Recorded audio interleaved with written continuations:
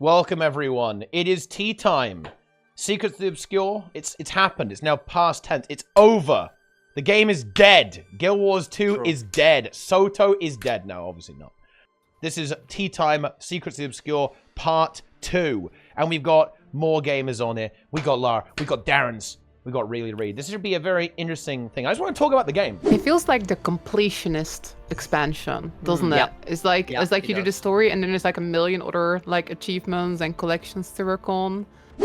But like I think any game starts to not have your interest as much once you're at how many hours, Teapot? In Guild Wars 2? Yeah. Like 20k? Yeah. Many. I don't know if I've ever played a game that's held my attention for 20,000 hours.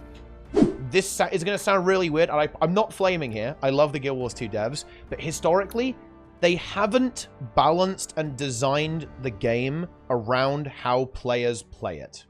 Welcome, everyone. It is tea time. Secrets of the Obscure. It's happened. It's now past tense. It's over. The game is dead. Guild Wars 2 is dead. Soto is dead. No, obviously not. That's not the case. And I just wanted to talk to people. I wanted to talk to everyone.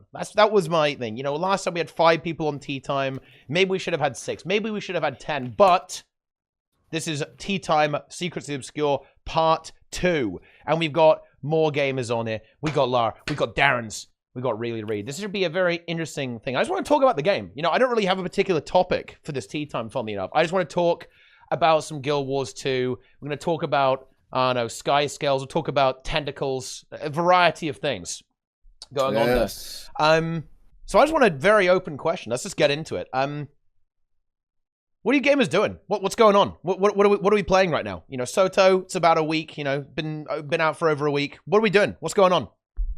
I'm collecting all the skins, and it's actually kind of a grind because the currencies, you need a lot of the currencies to get everything. Yeah. And I just sold. Apparently you can essentially transform the currencies into weapons and sell them, and they're hugely profitable. Oh. And I'm doing that too. So I just all the progress that I did, I just wasted for gold. But you know what? It's pretty cool. So I'm there. Okay. But it's pretty fun. I mean, there's a lot of things to do. I feel like for collecting skins and achievements and all of this kind of stuff. Yeah. The expansion has been very, very good in that regard. I know there's other problems, but that, for me, has been very, very good. Okay. It feels like the completionist expansion, doesn't it? It's like you do the story and then there's like a million other like achievements and collections to work on. I just feel reinvigorated with the game a bit. Like there's this like Soto thing that I'm slowly chipping away at, just doing more achievements, like working towards the cool emotes you can get. But I've kind of been having a blast with Weaponmaster training. You know, all the new like weapon combinations, like all the new builds. Many of them are like extremely broken, but sometimes it's kind of fun when it's extremely broken, you know? 100%. Yeah. Probably shouldn't keep that long term, but I'm just having a good time like playing all the OP builds that are out, you know, playing like Scourge with pistol, Very nice. Hammer, Soul Beast, Catalyst with Swords and Warhorn. So yeah, and then also like I'm also weirdly enough doing Corteria map completion, which I haven't done in like a decade, but they did like the legendary starter kit in the vault, right? And I'm like, oh, it's so cheap. I just gotta make it. So Soto made me play Sparkfly Fen is basically where I'm at right now. But I'm playing Soto, but the whole game is kind of like just on the top of my mind again. I'm just like grinding, just want to get stuff right now. Some of the collections actually make you go for like the Quartles Shatter and stuff like that. So yeah, everything is kind of connected with each other, and the Wizard's Vault as well. So you end up playing everything in the game, which I think it's kind of what Guild Wars 2 kind of does pretty well, right? Having all of it relevant. I'll say this for me. SOTO is not really the expansion for someone like me. I'm not a completionist. I'm not an achievement hunter. Yeah. You know what? I'll do some things as they come up, and I think they're fun. But you know, Dagda kind of sucked. I like Sirius. I'm excited for that. And I enjoyed the story. I like all the Griffin updates. Really pissed there's no Griffin race, but you know what? True. I do think that this kind of expansion is like a very positive thing for the game, and I'm excited to see what they do with the patches and with the like next release, right? Like getting another expansion announcement, I think is a very positive for the game. It's just I feel a little bit left out. Like I'm a power virtuoso main too. I'm a new player, so I don't have every class. It's like, you know, we get weapon mastery, and I'm like, okay, well now I can use a shield or an axe. I think I'm gonna keep doing exactly what I've been doing. What new relics do I get? Thief, I guess. Yeah. I feel like in every sense I've been kind of left out of this expansion. Yeah. Yeah, it feels like it does feel like sort of the like I think this happens very often at an expansion launch. It's like the launch is very much like the open world content, right? There's new maps, there's some metas, there's like achievements to go for. But when it comes to like instance content, like the expansion launches have traditionally never had that much of it. We had like the 2 strikes, right? But there's only 2 of them. Like you said, I personally think the Dagda one isn't that interesting. Like, wow. I'm like looking forward to the patches though, right? Because it's gonna be free. Every patch is gonna have some CM content. There's gonna be the CM strikes. There's gonna be new fractal of a new CM.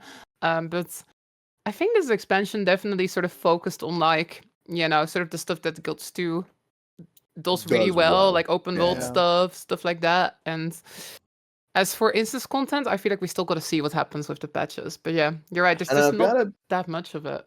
I'll gotta be real. I'm completely used to and completely fine with being left out on an expansion.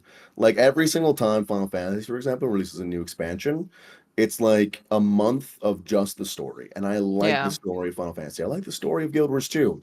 But it's like a month until I get to do things that I'm very, very engaged with, like the raiding and whatnot. And I think that's fine. I have a little bit of problems with just like the idea of in 3 months we get Dagged as CM.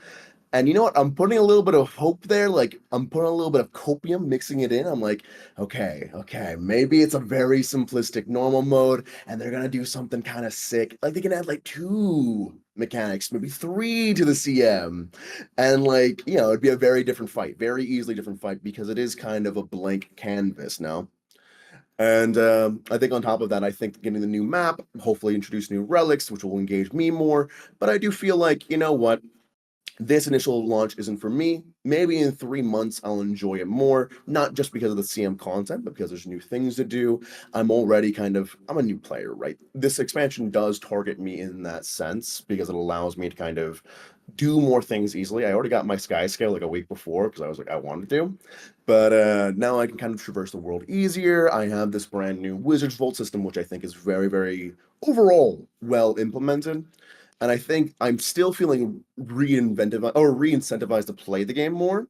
But I just do feel like, you know, the launch is not what's grabbing me. It's not like this big burst. It's like oh yeah, it's pretty nice. It was a good wave. I'm like, I'm catching it, dude. I'm doing pretty well. Yeah. Yeah. I think perhaps the thing that this is one of the big disadvantages I think of Weaponmaster training is that some builds got loads of really crazy stuff going on and others less so. You know, I think this is how Guild Wars 2 expansions always did a really good job of having a lot of content for everyone on launch was elite specializations, right? Because even if the content type you're looking for wasn't there, well, you know, it kind of changed up all the stuff that was already there a lot, right? Like the existing content, you know, you've got brand new builds to play and all that kind of stuff. And there's a little bit of a lesser extent of that there. You know, some builds are like really, really different. Like Scourge is nothing like how it was pre-patch. It's very different in terms of like the way you actually go about playing it. And some of the relics are really good. I think notably a lot of the condition damage relics are a lot more interesting than the power damage relics and support relics, which is a little bit unfortunate. So that kind of really switched up the game. But some builds like really did not change much at all. You know, like you think you got it bad on Mesmer, like poor old Warrior, right? Like not really much going on there, right? Like Warrior didn't really, you know, like nothing has really changed up there for Warrior, unfortunately, with a lot of the builds that they end up using. So like that's kind of like that's certainly something that, you know, is a little unfortunate with like the change there, but I think there's some potential there. You know, I imagine this wasn't really possible because of development constraints, but I think in future I would love to see them actually swap Weapon Master training and the new weapons. I think if there was a new weapon for everyone, as opposed to Weaponmaster training on launch. Like swap those things, so have Weaponmaster training later on, maybe. That's like really exciting, right? It would have been more exciting. Yeah, that would have been, because that would have perhaps alleviated some of the issues that that you might be experiencing. And I feel the same way, right? I'm not gonna hide. I'm not gonna pretend. It would have been really cool to have a lot of stuff. But I find myself like, oh yeah, I'm gonna play the same kind of busted ass builds I was playing before the expansion, except now they do another 10k DPS. Like, yeah, let's go. Yeah, and doing more DPS is fun, but like the ideal thing would be like, okay, it plays different, right? I guess Fireworks kind of works that way a little bit, or like the Relic of the Warrior, or whatever, where you can like change the weapon, or like Ceres in War vs. World, stuff like this. But there's not that many that do that, and most of them are kind of like risky. You might as well just go for Thief or whatever, or the one that just does more damage and whatever, right? I think it's a positive to have that though, right? It's good to have that baseline relic that's just like, okay, if you don't want to think about your gameplay too much, you don't want it to change, here's what you have. Because a lot of people are afraid of change, right? Like, people like y'all who've been playing the game for like 10 years now, right? You want something new to invigorate you, to feel like, oh yeah, this class is totally different because of this relic. But there's some people that are just like, oh, I liked what I was doing and I don't want that to change. And I think that's completely fair. And I personally, I want there to be change as well. Just because I like the idea of like, kind of theory crafting, like, oh, maybe I can do this. Oh, maybe this would be kind of funny. Ooh, hoo, hoo, hoo. But I do think. Go ahead. I agree, but I feel like the people that got mad because of change already got mad, and they're gonna get mad anyways. Because like I remember on release, everyone's like, "Oh my god, what did they did to my build? Oh, what I do?" And they're like, they're sad because they can't do the same thing over and over again, right? And I might as well give them like something new, so they get excited over the thing. Because like if they get the change and they also don't get the fun thing, it's almost like, well, what was the point for some people like this? I don't think it was like that. Like there was some things that were very, very cool, but I think some people might feel that way too, right? I know what you're saying. I'm very, you know what? I'm very interested for Rifts Part 2. Okay, that's yes. And let me explain why. One thing that I thought was really interesting, and we were kind of chatting about this a little bit before the stream, that kind of the game wants you to go back into old content, right? Because of the legendary crafting, the collections, right? I wish they'd gone really, really hard on this.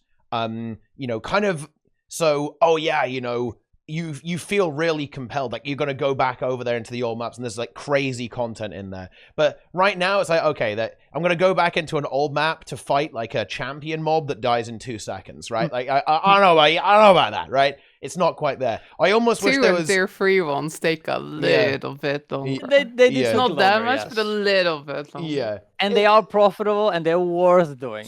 But yes, will be pretty nice. It's profitable, but they're kind of weird. I almost think that this is going to be a hot take here, but I maybe this will be the case with the higher tier rifts. I actually kind of don't like that that you can just kind of like show up whenever you want. I know this sounds weird because I think a lot of people feel the opposite here, but I almost wish it was like a big thing where it was like, yo, they're attacking this map. You got to go over and defend it right now. Whereas now it's like, well, I guess I'll go and do it if I want to, but it's like, they don't even attack. I wish that the Cryptis actually attacked. Maybe that's just I'm being too much of a role player, but they kind of don't do anything. You actually have to give them permission to attack almost, right? You know what I mean? Do you know what I mean? Yeah, you're gonna have lure them in. Yeah. And I was like, well, I wish they would just attack. Teapot, the lore is that they're hiding between the space of reality and the mist, right? So they're feeding on the people's emotions there. So they're attacking you, but it's a mental game. Right? True, so you're going out and hunting them. It's not like you're inviting them to attack. Nobody attacking. But if you fail, you're kind of like trolling the world. They're like, you bring their Cryptis in, and they're there, and like, I guess they won. Unlockers. I guess what I'm looking for is for almost if it augmented old content. For example, I'm kind of thinking, okay, you're doing the Octovine, right? Like, oh yeah, okay, it's daily Octovine. Look at this Octovine, guys. There's Octo, there's Vines, but then boom, the Octovine goes to 50% and like 10 Cryptis just jump out at you. It's like, oh my god, 10 billion Cryptis, what the hell's going on here? So it like almost combines with the other event. The sky darkens, a tentacle emerges and just slaps you. That's what I'm talking about. No, that would be very cool. Yeah, 100% agree. I don't know if it's feasible, but I 100% agree. I've been saying for a long time that, like, ever since I started playing, that I think almost doing content seasonally and just seeing like what works, almost like an ARPG, kind of like a PoE kind of vibe, would be so cool. Imagine if, you know, for the rest of this year, like they add in like maybe each patch like 1 or 2 metas that can be Cryptis invaded. Maybe it's like a 10% chance or something like that. Like, wow, that'd be so cool. And then even they can mess around over in World v World, like say, okay, we're gonna try out some things here in World v World. Like, okay, every once in a while, Cryptis can invade in the middle of like a siege, and like we'll start to shake things up. It'll make it different. Maybe you get a big buff if you kill it, or I don't know. And then they could even extend that to raids, maybe make it to like they rework a little bit of like one wing, or maybe just a strike. He's coping so hard. Okay, I'm coping. I'm coping. But this is what I wanted for a long time when I was playing this game. This entire time. Hope, though. I've got hope for like what they're called convergences, right? They sort of like talked about this in this table very briefly. So they're like instanced rift.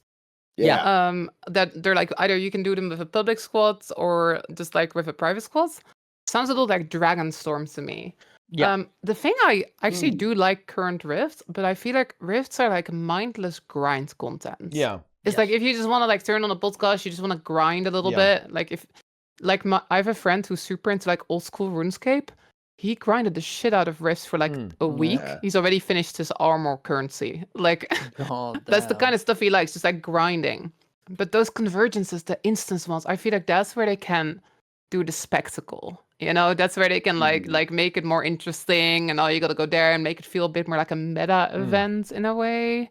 I mean, it's not gonna be that though, right? It's not like gonna take over Octavine or show up in Wolfsville, but I feel like those convergences might be very, very cool. And it's like coming soon, right? It's coming in like patch 1.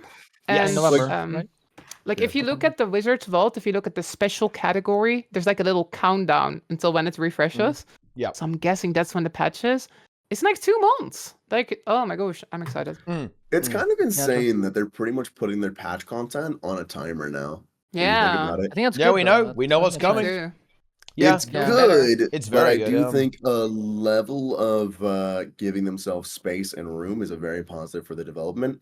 For an example, Final Fantasy always releases content about every 4 months, but they always leave themselves like a week or 2 wiggle room. Right. World of Warcraft has just recently kind of started doing this as well. It seems like a trend that the MMO space is doing. Like we want content about every 3 to 4 months. But I do think, you know, if you look towards like something like Diablo 4, not necessarily an MMO, but they designed their game around the seasonal content, and it's pretty much forced them to make corrections 2 seasons down the line, right?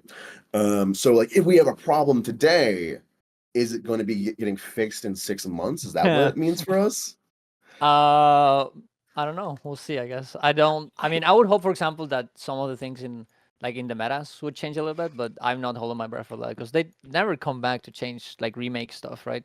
But the thing I think is like the reason why they do like the 3-month thing is because like most of the community is kind of like that, like, oh, we never get content, and this way is a way of saying, you know, guys, we're gonna get 3 months. Believe in us, we're gonna do it. So just you know, believe it's gonna happen, right? Yeah, I feel like for us, like specifically for the Guild Wars 2 community, like this is.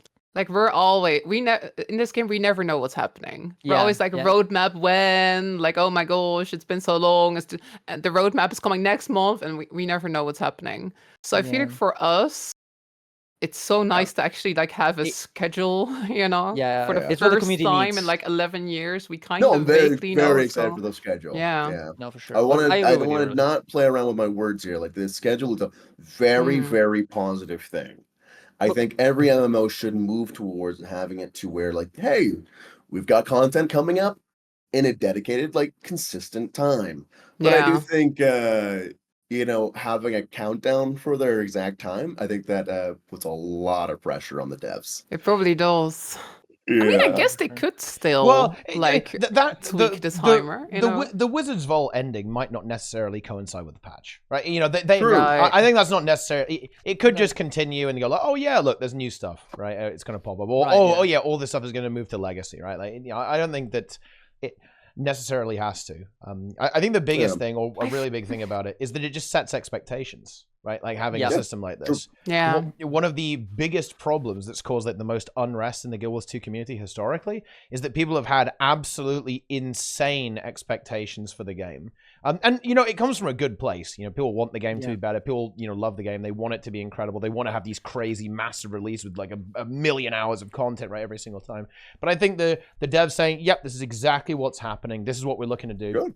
And then anything above that is like a bonus, basically. I think that is it's a very, very good idea to do that, because that will hopefully keep everyone, nice and serene, right? Nice and calm. Yeah. Not dooming. Yeah, not dooming, or reduce the amount of doom in the community as well. Speaking of reducing doom and incredible, though, this is something I really want to talk about. But I think the thing that's really, I think the thing that made a lot of people kind of positive about Soto, I think the thing that's really like sort of like was the thing that made people go like, oh wow, this is actually better than I expected. I feel like just the story was really good. Yeah. I think that's really like, again, like there's all these different aspects to an expansion, right? But I think very often people kind of about the story. But it feels like this time, of course, not everybody has this opinion, but it feels like the community consensus is very positive about story, which doesn't happen very often. Very often it's very mixed. But yeah, just the story, it felt like they really went kind of, it's like they analyzed like what worked in the past. It's like, instead of like trying new things, they went and looked back at Guild Wars 1. They went and looked back at like, hey, what are the things that people in the community enjoyed? What kind of stuff? What kind of like plot threads? What kind of like mysteries?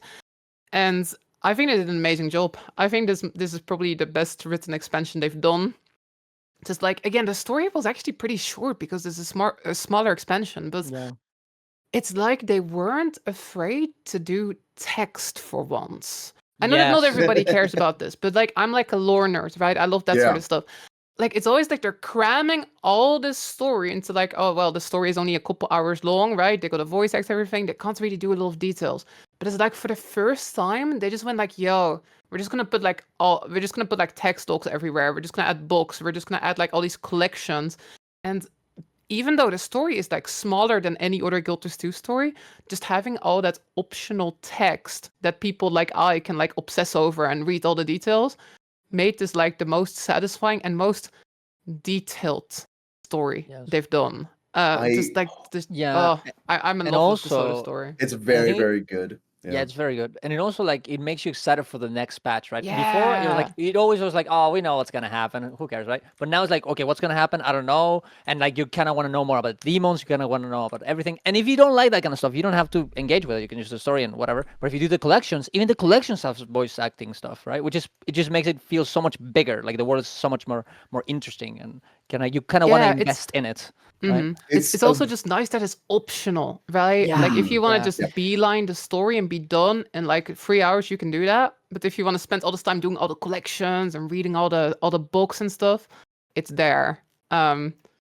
Just had to get that out there because you're 100% right. Agree. Yeah, I think the amount of optional content within SOTO is very, very positive because I know. From my experience, I got like all my friends from World of Warcraft and Final Fantasy into Guild Wars 2, and one of the biggest complaints was how much mandatory talking and waiting around there is during the story. And I think for people like Laura, you love the story. I like kind of delving into stories a lot too. Like I didn't spend too much time on it, but I'd probably said like I probably read like 25 to 30% of the books, which is probably more than a significant portion of the player base, maybe. And I really did enjoy kind of expanding into and like reading the lore. It did make it feel more expansive. And I think it's kind of played off. I really enjoyed EOD as well for its story. I thought like the way that they kind of expanded on the lore there with like the ideas of like the concept of them going into the fractals and then like Anka killing herself hundreds of times. I was like, damn, that's metal. That's sick. That's a really, really smart way to handle their story. And I thought that I got a lot of those same vibes from SOTO, and they expanded on it in a very, very intelligent way. I liked it a lot. The only thing I would say is maybe a bit bad is that it's kind of hard to know that this optional content exists. Yes. That like how do you know that this collection exists? How do you know that, for example, like in between certain story steps, like it just goes from one place to the other without not knowing why this happened? And if you do like events in the map, you kind of guess what's happening. But if you don't, you're like, oh wait, what happened? And this Guild Wars 2 always have had this problem. And usually do the whole like, oh, do a few events so you can maybe get a few of them in. and understand what's happening. But now they did the Rift thing, which is fine because you know you want people to play the Rifts. But it would have been so cool if they picked like one event from one collection and force you to do that one or something. I don't know, because like otherwise, how do you engage with the content you don't know? So it's starting to get on the spotlight.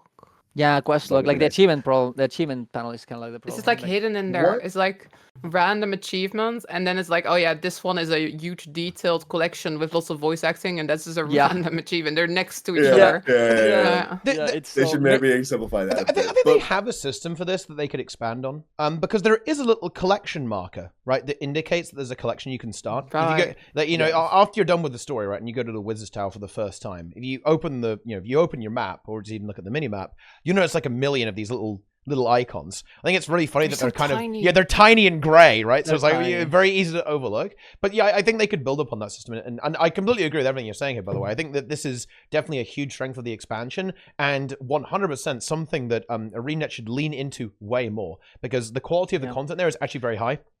And the amount of like extra stuff that you can do there is very good. I think everyone's completely correct here.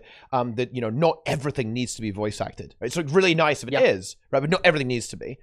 You can still have a really compelling and engaging experience without that necessarily. And yeah, I think ArenaNet need to lean into this hard, and I actually think they will. Like we already see the signs here. They added loads of collections for basically every legendary weapon and every piece of legendary armor. So it's very clear that they want to leverage these systems more, so that players actually become aware of them and engage with them.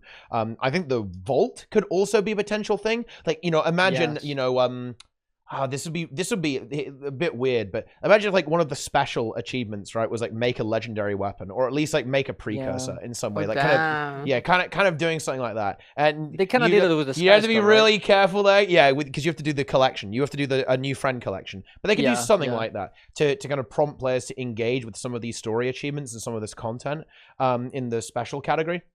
But I just think better telegraphing, the game should be screaming at you, hey, you should maybe do this, right? It should definitely be more aggressively telling you to try out some of this content, right? Instead of saying, hey, just do 5 rifts. I think it wouldn't be a bad idea if you did actually have to do one of the story collections as part of the main story, as part of the main plot. And that'll be the end of the world. Yeah. Or at least, Arena even have it so they have tiered collections, right? So just make it so you have to do tier 1, right? Like the first step of the collection, so it's unlocked. Yeah. But yeah, they definitely need some kind of quest log. I think Lara was saying that, and yes, they do. I think one of the biggest problems that Guild Wars 2 has always had is that it hasn't had a proper quest system, right? They wanted to be the MMO with no quests. Well, quests turns out they're actually pretty good. Maybe we should have had quests. Nice. It's pretty nice to be able to actually see what tasks that you could be doing, right? It's kind of nice. Every task gets like an item, and then you just have the item collection. Yep. It's not a quest. It's totally something else. It's literally a quest. They just called it something different. Why? It's so weird. They're in too deep, man. That's what it is. It is next actually expansion. Next expansion. Yeah, next expansion maybe.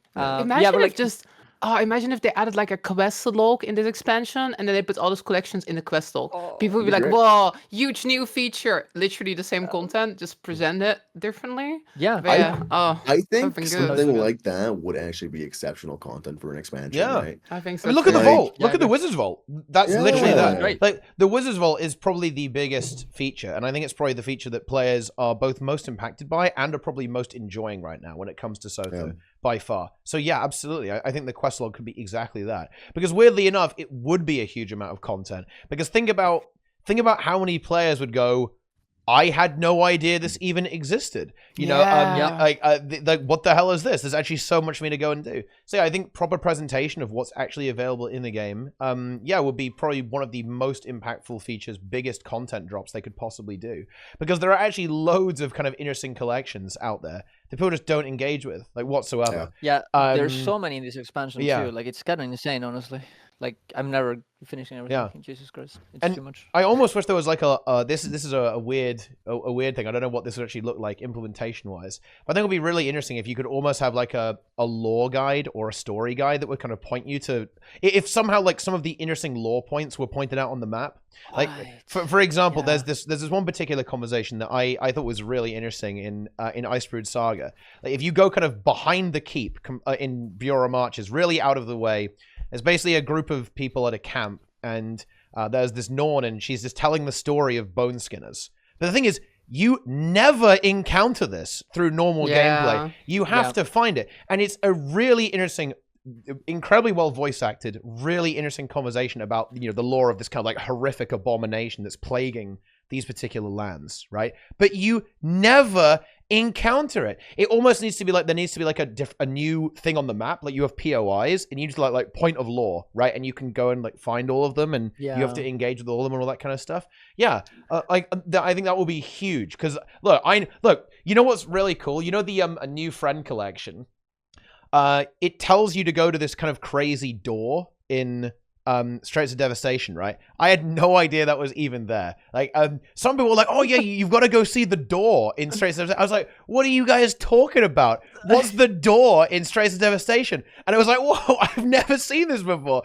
Like, you should have watched my secrets video. You should have watched my secrets video from 8 years ago, people. Yeah. Oh my gosh. Wow. TeaTime. Yes. Not subscribed to Lara. I'm not subscribed to Lara. I don't watch any Lara content. That's It's that's true. actually It's true. true. Yeah, actually true. It was 8 years ago, to be fair, Yeah. but still.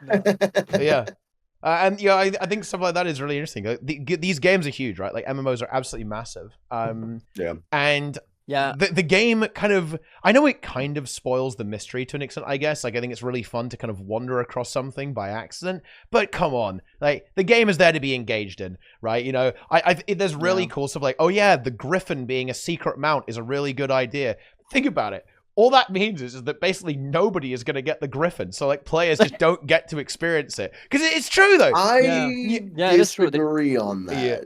Because you can see griffins in the open world. You can see a griffin whenever you go to your die panel. You're like, okay, what's the deal with this griffin?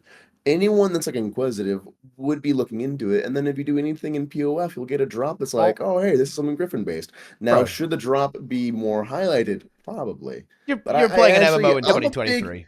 Yeah, and also you have to be inquisitive. I'm a big secrets enjoyer. We were talking about Classic before this, and I think Classic does a great job of like keeping things very like, they keep the mainline content on the rails, like, you can kind of like see things here very, very clearly. But I love secrets and things like that to kind of find that like you won't typically find, right? You won't typically engage with. And I think even having something like a lore point of interest is a good idea. But also, like, they can do what they're doing now with having collections tied into it. If they just added a quest log and they added more collections that have you go check out these doors in the Strait of Devastation, that's plenty. I don't need everything pointed out, and I think it actually would detract from the sense of a world feel. And I think that sense of world feel is what is lacking in a lot of modern MMOs. Okay. Well, yeah, but like if people have add-ons in WoW, and what do? They skip that secret, right? Most people are gonna do that, right? And like you don't have to spoil everything, but like having at least a few of them, like as long as you do a few of them, that so you can point them like, oh, you can just go in and this is the system. I think that's good. And also maybe they could make something like before you go into a storyline in a story instance, they tell you like you should maybe go back and do this. Maybe this collection because it works for this story, maybe, and it tells you to do it, but you can go anyways, and you can go and do the story without doing it, right? But like a little bit like a a little point, you should go there, right? I think that's fine because like that's what most people. And I understand what you say, really. Like, I like secrets too, but like we're kind of different than most people. I think like we're not really the common person. I think I don't like taking that stance of like I'm like different than the average person. I'm like. I'm probably a significant portion of the player base that's like maybe even if they don't think this is something that they would enjoy, I think a lot of people end up enjoying kind of like the natural progression of finding things. Like if I just had something like Not So Secret pointed out to me, I would have enjoyed that much less. One of the things that got me into Guild Wars 2 originally was the fact that I went to a point of interest, right? They had this kind of smart leaning towards it, but they didn't tell me outright, hey, you jump on this jumping pad and walk through this mountain, you'll end up in a jumping puzzle. They didn't tell me that, and I just kind of found it, and it really made emergent and kind of fun gameplay. I think that is something that a lot of modern games kind of miss out on, and I'll say it, add-ons are cringe, but I think it's fine for people who want that. I just don't think it needs to be part of the core game. No, for sure. I agree. Oh, sorry, Lara, you can. Go. I feel you, but I think the thing is that just finding those secrets, like Not So Secret and jumping puzzles and stuff, I 100% agree. I think that's like super, super fun, like part of the experience.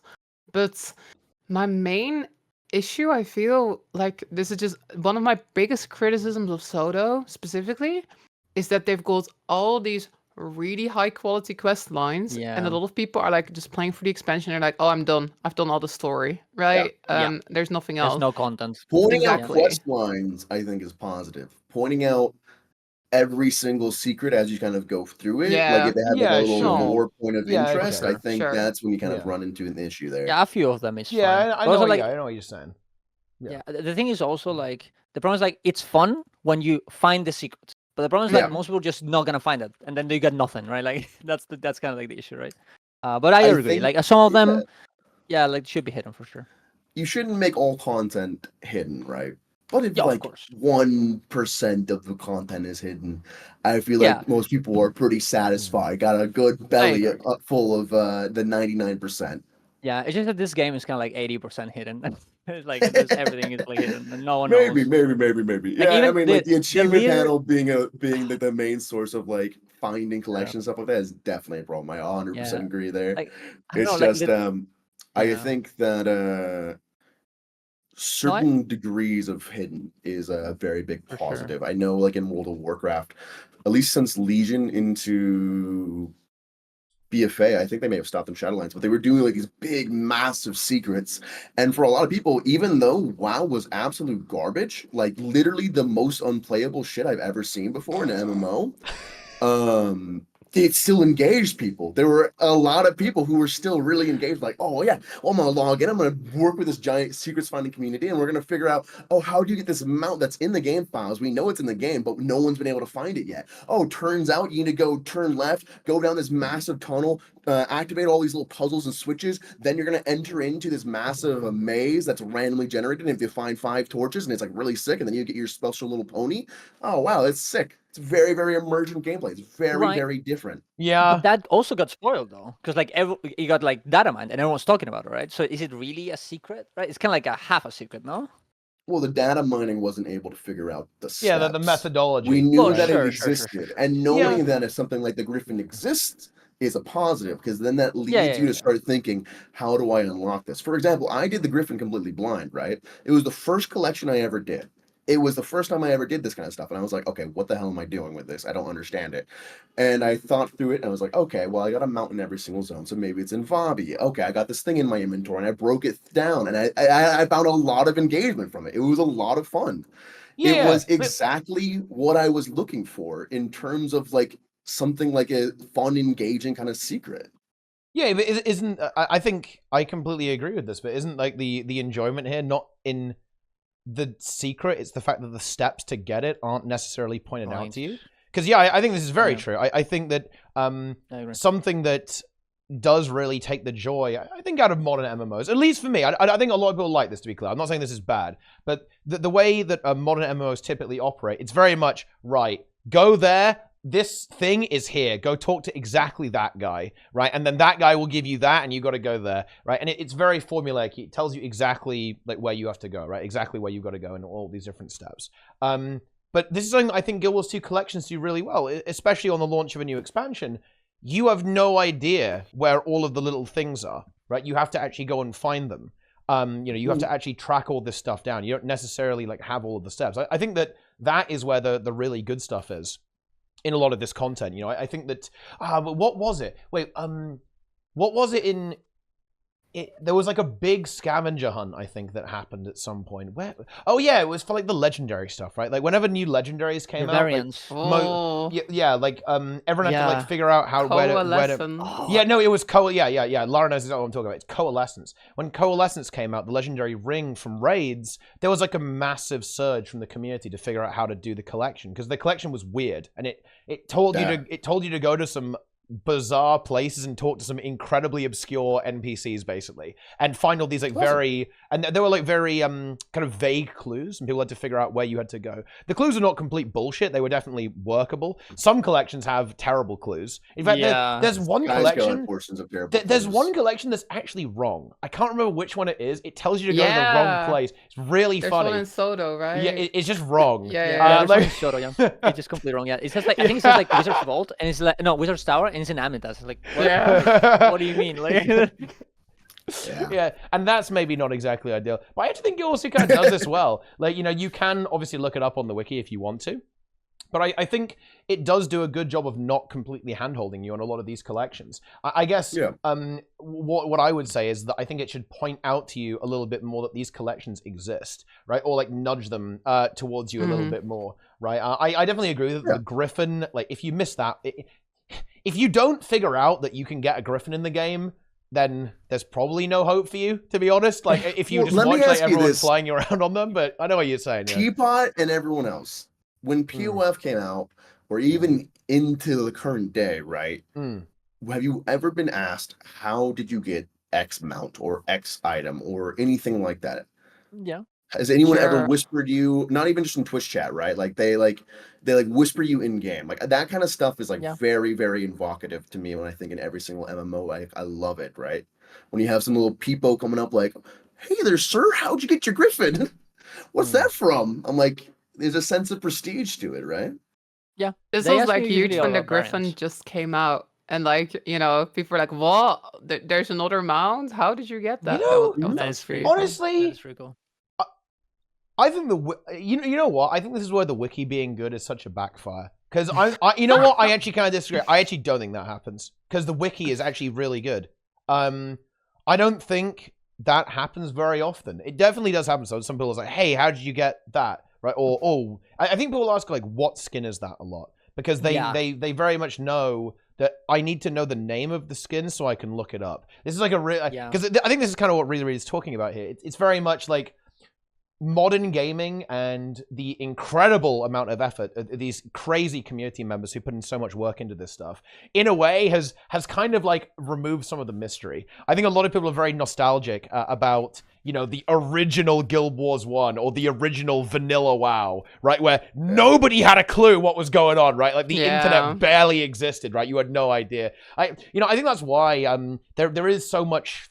I don't know how to describe it. This is almost like a derail here, but there's a lot of like discontent, I feel like, in modern MMOs and honestly modern gaming in general. Like these days, day 2, every single secret will be found. Like, you know, if I wanted to see like every single quest and every Easter egg in Baldur's Gate 3, yeah, I could do that basically like a day after launch, right? And there is something that has kind of been lost here in a way, and it's like, it's not even necessarily bad because it's made possible because people are so passionate about these games. They're like, I've got to find everything. I'm going to get everything. And I'm going to tell everyone everything as well. It's so cool. And this is something that I think Guild Wars 2 actually suffers from more than most because the wiki is exceptionally good. Like I don't know how it is in 14. The RuneScape wiki is actually pretty good as well, to be fair, actually.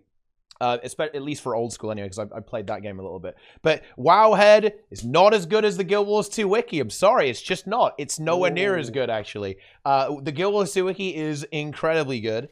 And as a result of that, yeah, it's very difficult to kind of have anything a secret because of, well, it's even baked into the game, right? You just /wiki. It's very good. Yeah. I think PTR, Fantasy 14... I think 14 very easily has the worst access to information. If Don't it's they not on use Rails, like console games wiki or something like that? Like some half of the time. I think there's like another one you use on top of that as well. Oh my god. It's it can be very, very rough. And they don't do a good job of showing things in game either, I think. I think like half the sets in the game people just don't know about because like there's just no access to it. I think World of Warcraft has an exceptional collections menu, and I would love to see that in every single MMO. Like we're in this era where MMOs for the first time are doing a proper thing and actually stealing from each other. True. Right? Like WoW's maybe stealing too much from the well of Guild Wars 2, but now Guild Wars 2 with SOTO is taking a little bit back. Like and I think Final Fantasy is doing the same thing with some of the things. I forgot what I was going to say about them. But I do hope that every single MMO can kind of take something from like each other. I think that'd be a big positive. Yeah, I agree. I think so too. Yeah. I just think that the game should properly convey the amount of... It should do a much better job at expressing what the game actually has to offer. Because there's a lot going on there with Guild Wars 2. And it seems that they really want to put a lot of effort into this. So this is a very weird, derailed segment, I guess. But you know what? I like that. Yeah, I think that the game still needs to improve expressing what it has to offer you. Like, or at least there's something there. I don't think it needs to even tell you what's there. I think it would just, if it indicated that there was something there. Because, you know, the intention. Yeah. Because I don't know if any of you gamers played the original Ratchet and Clank. Because when you would never. This is like a kind of a, it was a platformer shooter style game. Okay, I'm so old. Oh my god. No, don't say that, and please. you would open the map, right? And it was like a, you know, it's like a sci-fi game, right? You go around to various planets. You're a weird character and you explore stuff. And it wouldn't tell you exactly what was there. And the maps are all often quite open. There were like 3 different paths you could go. It was kind of like a platformer's like semi-open world style thing. And it wouldn't tell you what objective was which. It would just put a question mark that there was something there that you could go and have a look at. And one of them would be like the main objective, right? The main story objective. And the other ones would be like little side objectives that you could go and look at. I think that Guild Wars 2 could do something like that. If you want to have a little bit of mystery, and they do this well in the collections, right? It doesn't tell you exactly what you should do. It says, hey, you've got to find this stuff, or you've got to complete these events. And, you know, even though I found getting the mastery points very frustrating with doing every single event, I do kind of like the idea of that. The idea that you have to kind of actually find all of these events. I wish it was a bit more consistent, and also the events didn't bug, and I wish that the events didn't die in 2 seconds, right? So if I miss it by a minute, I have to wait like 30 minutes again.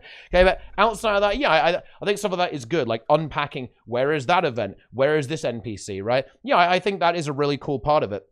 I think it's something that Soto did pretty well, actually, overall from like a gameplay thing. And yeah, Darren is older than me. He's older than me. That is true. I'm 1 month older. Yeah. That's true.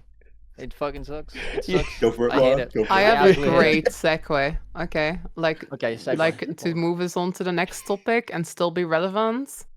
I actually think that the Wizard's Vault does a really good job at exactly what you're talking about. Yes. I feel like the daily still needs a bunch of tweaking. Like, I can talk endlessly about the issues with the daily, but I really, really like the weekly and like the special, like the special category. You know, like the special category is kind of like trying to get people to do the Sky Skill collection, and then like the weekly is getting people to do like meta events and stuff like that. I think a bunch of people probably just play the expansion and they never they never end up doing the Kaining meta. I mean, maybe not like the best example, but I really like that this weekly is sort of like pointing people in directions. Like, hey, this content exists in the game, go do this. It's a little bit awkward when it's a bugged mini dungeon. But like if it's not, if it's working, I really like the concept. Like genuinely. I'm really, really happy with how that system is working. Yeah. Yeah. I would like to see... Like it when it's... Oh, yeah, go ahead. I was gonna say I don't like it when it's the tunnel and I'm forced to do the tunnel. Okay, I hate that. Okay, yes. Why did they do that? Welcome to me? home, Why? Darens. Welcome home. I thought you liked secret tunnels, Darren. Like, True. what the heck? I hate it. I hate it so much. I'm honestly really torn I like on this because you know I think that this is really hard for ArenaNet to do because I feel like it's very easy to do this wrong. But I kind of like the idea that the Wizard's Vault is actually like very specific with what it wants you to do. Because I like the idea of everyone going, like, oh, this meta event on this like weird obscure map is daily today. Let's go, right? And everyone's like blasting it, you know? Because you know what's really funny actually? This is a good meme. Whenever there was like daily Fungus Among Us. You would just see like 20 people like all day. You would go to Fungus Among Us and there was like 20 people doing it. I actually love that. I think that's really cool. Yeah. I think it's a really good idea. I think that only works if you give a lot of flexibility, right? To people. So I think they've got to be really careful with this. Because if you give people like 3 dailies and they have to do all 3 and it's like one thing that a particular individual just hates, that kind of sucks, right? You know, like you know, should you force everyone to do like Fungus Among Us? Like your Wizard's Vault, if you want to get your daily, Fungus Among Us, right? Yeah, okay, yeah. I mean, that probably shouldn't do that, right? But I think if they give it a bit more flexibility and they add a few, they've already confirmed this, right? They're adding an extra task to the daily that will be optional. I would love to see them kind of really lean into this and say, yeah, we really want you to go to this map and do it. I think they could do that with the weeklies too, right? Oh yeah, we want, you know, this week, this map is big, right? You're going to get fat rewards from this map. And you just got to get in there. And that's why I really like hope the weekly system a lot. Yeah, this is why I really hope they extend the Rift thing as well, because I feel like these systems could work in tandem with them. They can use the Wizard's Vault to make a map super relevant, and then they can like augment it with like Cryptis attacking it and just like going really crazy. Like, oh yeah, you know how they have like the world events, like the boss rush and stuff. I'd love to see it if a map selected for the weekly just got targeted by Cryptis and they just popped up everywhere. And by the way, that's not unprecedented because they do this in EOD, because after Gaia Del's released, Oni pop up randomly, right? They just randomly spawn on all the maps.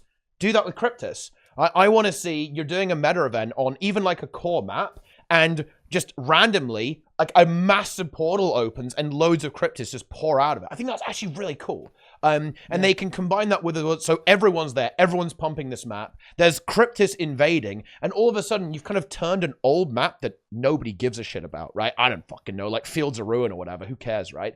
And you've turned it into this really interesting setup where the expansion feature is all these Cryptis pouring in. They're attacking you at the same time as the meta event, right? And everyone's going crazy because it's like fat weekly rewards. I don't know. That sounds pretty good to me, right? No, that sounds great. Yeah, that's the kind of thing that I would really like to see them do with combining all these systems together, right? Like, because right now it feels like they're a little bit like isolated from each other, and that definitely has some upside. But I would love it if they could actually come together in addition to the rifts, because I want to actually clarify this. I'm not saying that rifts should not be like whenever you want, because I actually completely agree with something Lara said ages ago, which was that they're grindable content. This is, you know, you can just like just fucking pump, and that's something that the game has really lacked, to be honest. Like historically, it's always been something that the game hasn't had, and now it does have that. I think that's really good. But you know, what can I say? I'm a role player. You know, I want the Cryptis to attack me. You know, I want them to just like appear out of nowhere. Like, you know, like fractal instabilities. I want, you know, fractal instabilities in open world. You know, I want the tentacle just to randomly appear and just slap you, you know? True, I agree. I think they should all in, yeah. Yeah, I think now... Oh, sorry, you were going to say Reely? Oh, no, dude, hold me. Go ahead. I talked too much. Okay. No, I think right now they're kind of like almost optional. For example, right now, I think Ellen Riverlands has rifts. And because of this, instead of doing some other meta event in between Etherblade and FAT that I usually do, I'm doing Doppelganger, because I just do Doppelganger and I do rifts while waiting. So it's kind of like, it kind of works out a little bit. So like in between like different events, you can do these rifts. But yeah, it's not there attacking you. You can just use it in that way, right? It definitely works a little bit, but I think that's what another cool thing about the rifts is that you can use them while doing something else, while waiting or something like that. And it makes the game feel more alive. But I think, you know, them attacking you will probably be a very good idea, for sure. Yeah. I just like the idea of the game changing, right? Like, you know, there's like, there's a new mechanic, basically. The new mechanic is the Cryptis just appear, like on all this stuff. Yeah, like that's kind of what I'm looking for, because I think the Wizard's Vault is very good at doing this, and I hope they continue to expand on it and like really get players targeting certain areas of the game, because I think that's something that Guild Wars 2 does really well, is that there's players around you, you know, in the open world. That's something that's like relatively uncommon. I think a lot of MMOs are basically instant simulators a lot of the time, right? That's typically how a lot of games are. And Guild Wars 2 isn't like that, and they should definitely lean into that as hard as possible in the coming update. So I'd love to see like a lot of pretty specific dailies, but give players enough flexibility that they don't get just completely trolled if they don't want to do a particular meta event. Because like if the tunnel is daily, I'm not doing that, man. You know, I'm not even if it's weekly, I'm not doing the tunnel. I forced everyone in my meta to do it. I'm actually curious. Like, I am a casual Wolves Feebles player. Like, I play Wolves Feebles every once in a while, but it's not really like my main game type. But like, you, Teapot, as like a Wolves Feebles professional, I think you can say, I feel like they should get rid of the defense dailies and weeklies. Oh my god, yeah. I feel like that's like one of my biggest, like, I'm scared to activate the Wolves Feebles weeklies. Like, I want to play a Wolves Feebles, but I'm just like, I'm going to get defense. I'm never going to get it. Nobody's attacking. They need to fix it.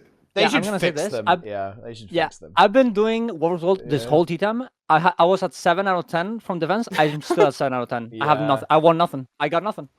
It's horrible. I hate it. There's definitely an issue with dailies that that you can't complete on your own, essentially. And that's kind of true of, say, like, you need to kill 3 players, or you need to, like, find 3 players. But that's not quite the same, right? Like, you don't necessarily need a player to take an action to do that. Like, it's sometimes people just don't attack, right? Like, that actually happens. You log on, and for example, it can be the case that your server is just being, like, hyper aggressive, right? And that means that the other server is defending, right? And your server isn't doing much defending. It definitely can be tricky. I do think that it is solvable by just playing with the way the participation works.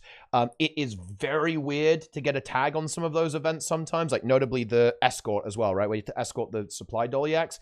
I think they need some better ideas, pretty much. I think they should get rid of the ones that they can't necessarily fix or improve the participation on, or just add some new ones, right? And yeah, try and cycle those in as well, because yeah, some of them are a bit weird, to be honest.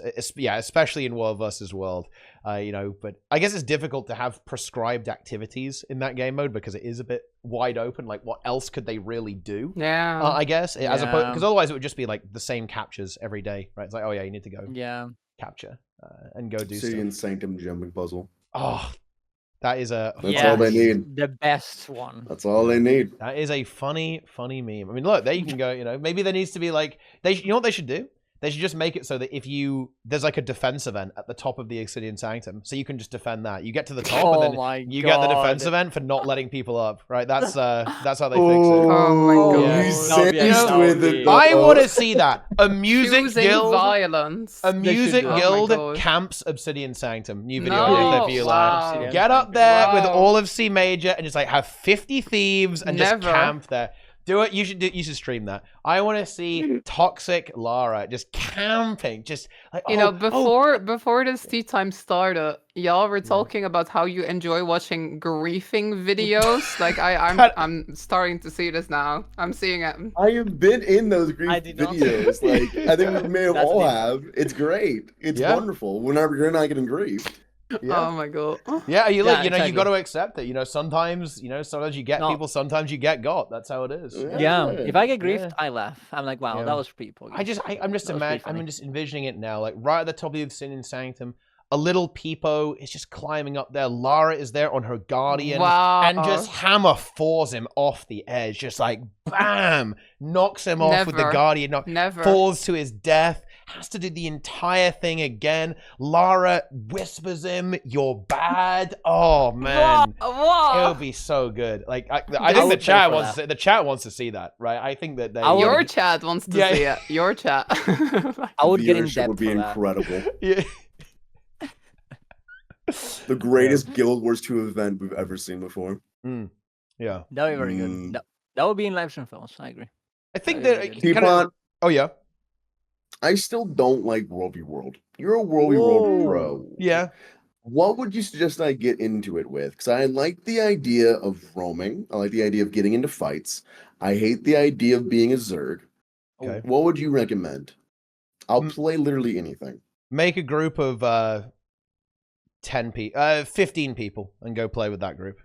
Do you consider that as Zerg? Is 15 too many, or is that fine? It's like less than a World of Warcraft raid. So it's not too bad. Play with 15 to 20. Make a group of 15 to 20 people. Get on voice and go and play with that. Because that's enough that you can actually do something, but it's not enough that it's like just a complete clown fiesta. Right? Yeah. Because I've kept my weeklies and my dailies all open to every form of content because I'm trying to get into everything.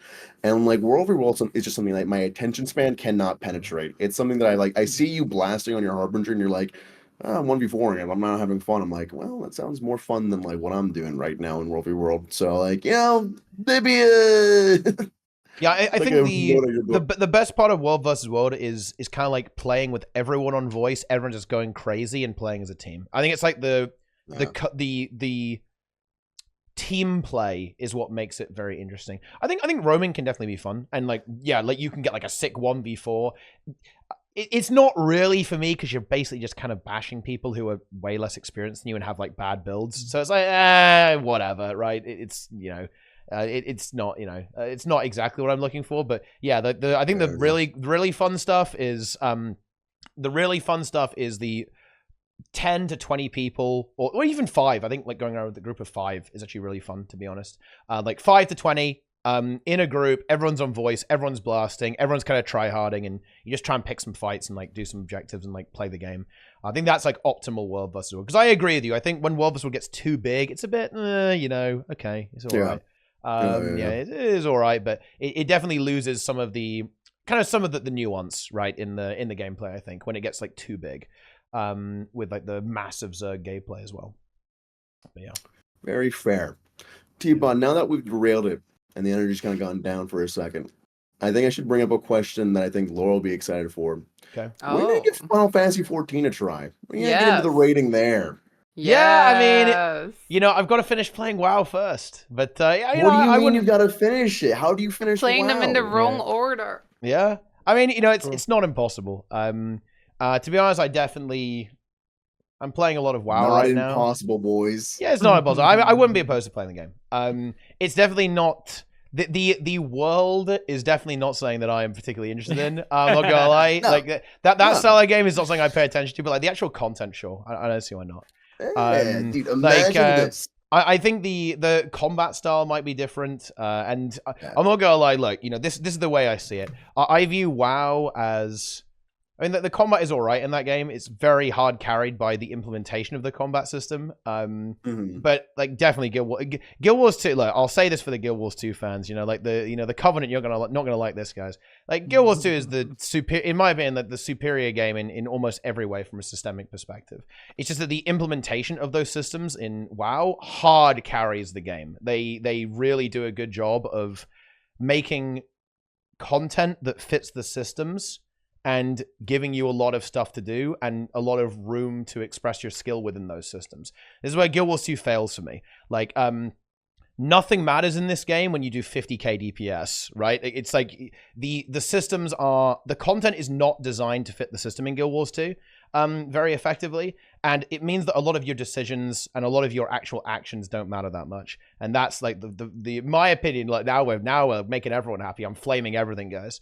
But the only thing that would probably stop me from playing Final Fantasy is if I just really don't like the combat system, or if it's like even more of a step down compared to other MMOs. But I haven't played the game, so I can't really say. People, how can you look at these cute creatures and not play Final Fantasy 14? I mean, those are. I mean, you know, we've got like a bird there. Got like a thing with a bobblehead. It's not a bird. It's a chocobo. Okay, it is a chocobo. That's very cute.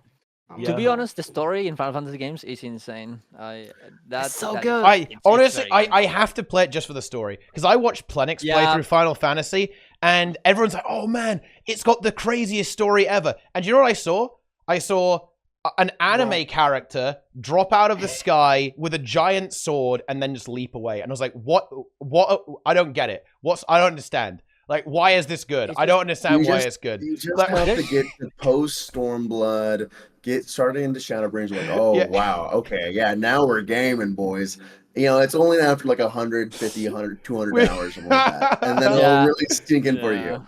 However, Teapot, I know for a fact, you may not be a weeb, but you've said on your stream multiple times, if a raid boss is fun and hard, or just hard. Oh yeah, it could be a cube. It could be a cube. Exactly. Yeah. No. Listen, it might be an anime boy jumping down with a sword, but it's a really good raid fight. Yeah. And imagine this, Teapot. Imagine if I haven't done the most recent raids and I haven't done the most recent ultimate. What if we all went in blind? Ooh. Yeah. Whoa. Ooh. Whoa. I think this is the biggest derail I've ever seen on the TeaTime. We can get wars on the we can get Lara as well. Easy. We need 8 people, Yes. right? We need 8 people. Playing? Yeah, okay. Listen, we're 4. We're 4 out of 8. There we go. This is MMO content. I think at the end of the day, every MMO player should be open to playing like any other MMO and like, you know, take away aspects like, okay, maybe I don't like this because it does X, Y, and Z, and this is why I love Guild Wars 2. Or you can kind of blend all 3 together because I'm excluding ESO from existing in my head. We're not bringing Darren though. He's bad. He's dog shit.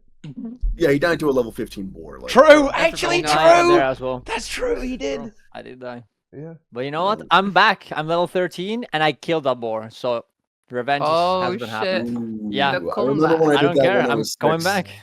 I never gave up. Never gonna happen. Yeah. No, I definitely agree. You know, I think, Guild Wars, if every MMO was designed like Guild Wars 2, it'll be even better for that. Because ultimately, Guild Wars 2 is very easy to not main. Which, it's kind of sad and kind of not in the same way, in the same sense, right? Like, for example, look, this is like the ultimate DRL. I definitely main WoW right now. I'm putting way more hours into WoW than I am into Guild Wars 2. But it's totally fine, right? Because I just I'll just wait for the next patch in Guild Wars 2, right? It's like no big deal, It's like, it's all good, right? It's all good. So I can go blast another game, and it's absolutely no problem. I kind of wish more games were designed like that in a lot of ways. It's a bit of a meme, but that's exactly what the lead designer, Yoshi P, says about Final Fantasy, right? Oh, yeah. I think it's a very famous quote, right? Yeah, like you just play and then log out and come back, right? Exactly. It's been very, very recent that World of Warcraft started to trend towards that. Like I think I've told you before about how much we had to grind the shit out of islands just to be able to be competitive in World of Warcraft after BFA. BFA. Back in Legion, we were grinding. Yeah, back in Legion, we were grinding Mythic +2s every single day for hours and hours and hours, just to be at an advantage point to where we could compete with the top guilds for the first week or two of the new content releasing. It was such a grind. And we finally reached this point where I think all three games, Final Fantasy, WoW, and Guild Wars 2, you don't have to main them. Yeah, you might have your favorite place to go. For me, I like playing Guild Wars 2 a lot, daily, because I'm new to it, right? I'm only 1,000 hours in. I still have things to do constantly. It's great. I love it. But I think any game starts to not have your interest as much once you're how many hours, Teapot? In Guild Wars 2? Yeah. 20K? Yeah. Many. I don't know if I've ever played a game that's held my attention for 20,000 hours. I definitely played WoW for 20,000 hours back in the day, for sure. There's no shot there. Dude, I played a lot. He's DJ, man. Darren's an 8-hour meta train every day in Guild Wars 2. True. Okay, maybe. Maybe I used to level RPing on Moon God or something. No, I would just go in Wrath, level to 80, delete the character, do it again. I just do that every time for years. I just like doing it. I just like leveling. I don't know. Hey, fair enough. Yeah. I think playing multiple MMOs is so big brain. You just get twice the content. You know what I mean? If you're bored of one, you just play the other. When I had a period before Sodo where I was I'm not feeding Guilds 2 as much. I'm still feeding it, but then I just played a bunch of Final Fantasy, and then I came back and I was revitalized. I think it's just if you really want to play MMOs 9 hours a day, I feel playing more than one is very smart. Yep. Yeah, I think the thing is you play one and you're like, oh, this is awesome, I love it, and then you come back to the other one and it's like, oh my god, I forgot how good this was, and then you keep switching back and forth, and you're always happy. It's just so good, actually. I love it too. I think it's great. Yeah. No, I think that's a good thing. Except for WoW. If more games go in this direction, I think it's better for everyone, pretty much. And it certainly does seem to be the way things are going, right? I think the days of MMOs trying to force you to play the game and only that game, I think the devs have just kind of figured out that it's not realistic, right? You're not going to be able to do that. Well, you can, but you have to make your game shit at the same time. Right? If you want to do that, you can make people play your game every day, but it has to suck, right? in order for that to be the case. And then people are just going to leave eventually, right? Exactly. And then people eventually leave anyway. So it's a short-term fix. You can do a short-term fix to make people perma-grind, but it's not worth it in the long term to do. It's a bad That's strategy. what WoW did, right? Yeah. WoW tried to do it for 3 expansions in a row, right? Didn't work. Yeah. It worked the past 10 years, right? Though, everyone played that game, and then they've lost, and okay, we'll be like you guys. Yeah. We'll let you play other stuff. Yeah. Has Guild Wars 2 ever really tried to be very FOMO heavy? Other than the cash shop, right? Because it's on a timer, right? It's on an artificial timer. Has there ever been a level of FOMO in Guild Wars 2? Because I actually feel Season 1, to be honest. Season 1. Season 1? Yeah. Oh, yeah. Oh, my God. This was the unhinged idea they had. So basically, the original Living World, check this out. You'll find this extremely funny, I think, really. What they did was, they had updates every 2 weeks that brought new story, new events, new rewards, new content. And after those weeks were up, the content would go away. So it would remove itself, like, after those 2 weeks were up. So basically, the content was temporary. They were just releasing, like, loads of temporary content into the game that would then immediately evaporate away. So, and their idea was, well, of course it does, right? Because an event only happens once. In fact, you know, this is really funny. This is the only time they've ever done this. And I understand why, because if you think about it, this is insanely cool, right? You know the Karka? Yeah. You've encountered those creatures, the Karka? Oh, yeah, the crab Karka, yeah. So... Yeah.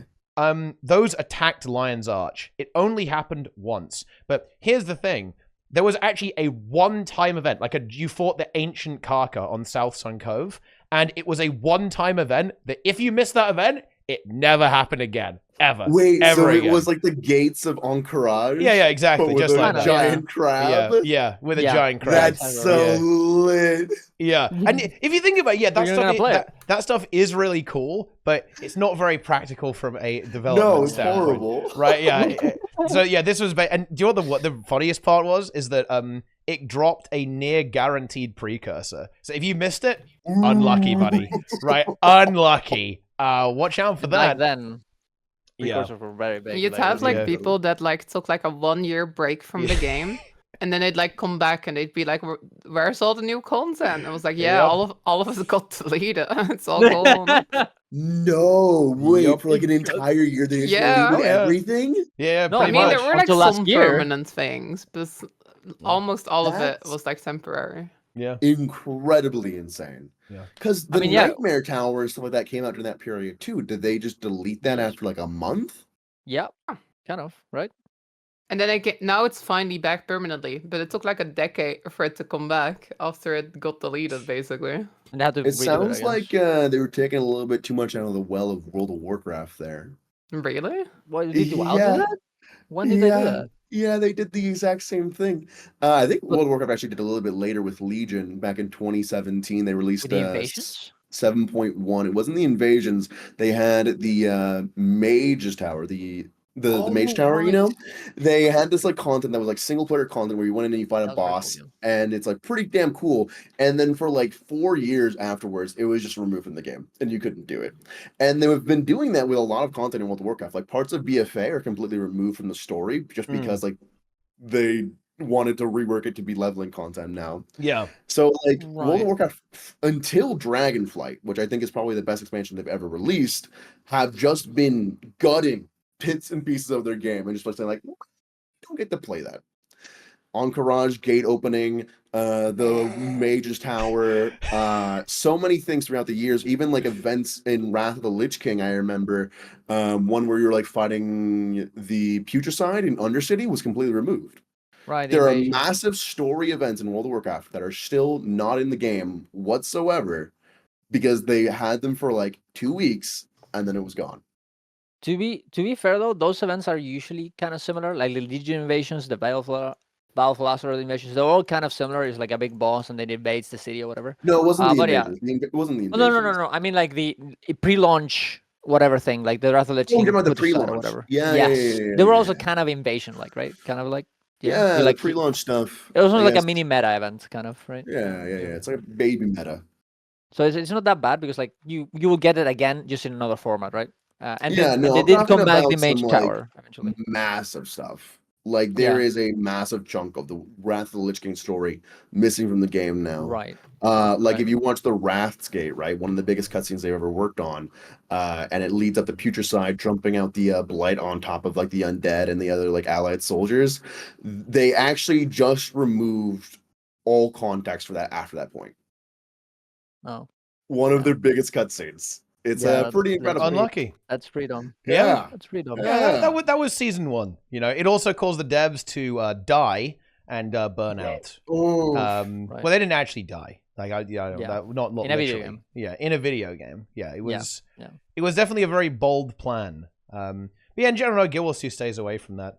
And I think that's where the horizontal progression really assists the game, right? Like, because this is something that you have to. Well, I mean, I guess power creep is kind of similar to that. Like, it shouldn't be, but it is. Like, for example, if you do Guild Wars 2 raids now, you are not getting the original experience. Not even close. No. Veil Guardian now is not even remotely the same as how it was on launch. And And that's just because, you know, the game changes, right? Like, the game changes. But it's definitely more extreme than other games. Yeah, I don't think any game could keep a fight pristine for 5, 6, 7, 8 years, right? Like, even the ultimates in Final Fantasy get a little bit easier, or no, they do get easier because the consumables you can bring in change slightly. So like, oh, now they provide like 0.5% more damage buff. And then also you get more access to different gear stat types that you can kind of swap in, kind of like the same idea. Like, I know they added like things like dragon typing and EOD and whatnot. So like those different stat types allow you to kind of manipulate the fight a bit more, and just things like that consistently. And also like the changing of classes. Like, you can never keep a fight completely pristine, even if it's like the intent. Not completely, but you can. I think you can make a better job than what they're doing now, right? With a little bit less power creep, right? Or a difficulty mode, or like a hard mode or something. I think, yeah, they should come up with a hard mode, right? A lot of these fights could use a hard mode. Reverse emboldened. Yeah, I do think that power creep is very, very essential for the game, though. Like, hearing about how... Is it, though? A little bit. Like... Yes. Yeah, 100%, I think. I think people kind of... I think 100%. They need the power a little bit. May not too much, but they kind of do. You might not, Teapot. But, you know... They can always just don't give the normal mode strike 55 million health. Then then you don't need power creep. Okay? Why does Dagda have 55 million health? Explain that one to me. What's up with that? I can't. I can't. Listen. Yeah, honestly, Dagda is its own beast.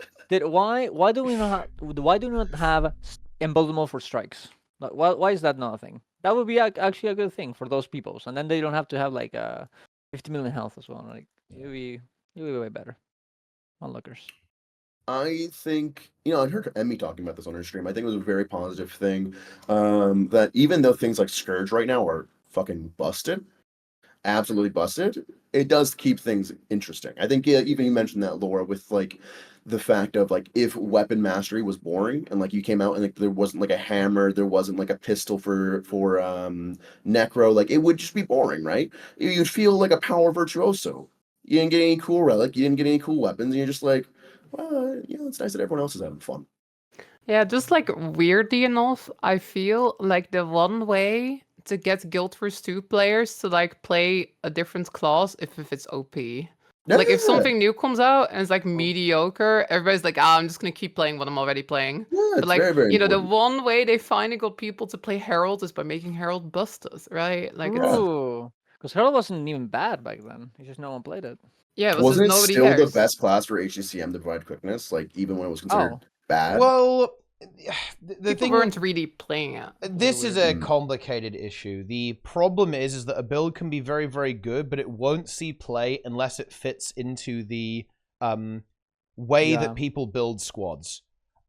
That's true as well. Like, Herald was actually very strong before it gave quickness. It gave protection, might, swiftness, fury, to 10 targets, right? It was actually very strong.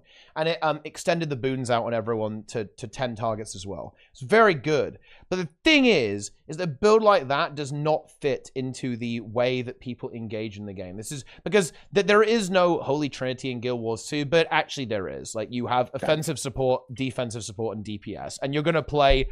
The way your group is going to look is exactly like a WoW group is going to look. In WoW, you're going to have tank, healer, 3 DPS. In Guild Wars 2, you're going to have defensive support, offensive support, 3 DPS. That's going to be how it is. And anything that doesn't fit into that is never going to see play in Pugs. Ever. Ever, ever, ever, ever, ever, ever, ever. Right? It's just not going to see play. Because that's just the way human beings are. I hate to break it to everyone here. That is human nature, right? We like little template, put that there, put that there, put that there, win. Okay? That is how people play video games.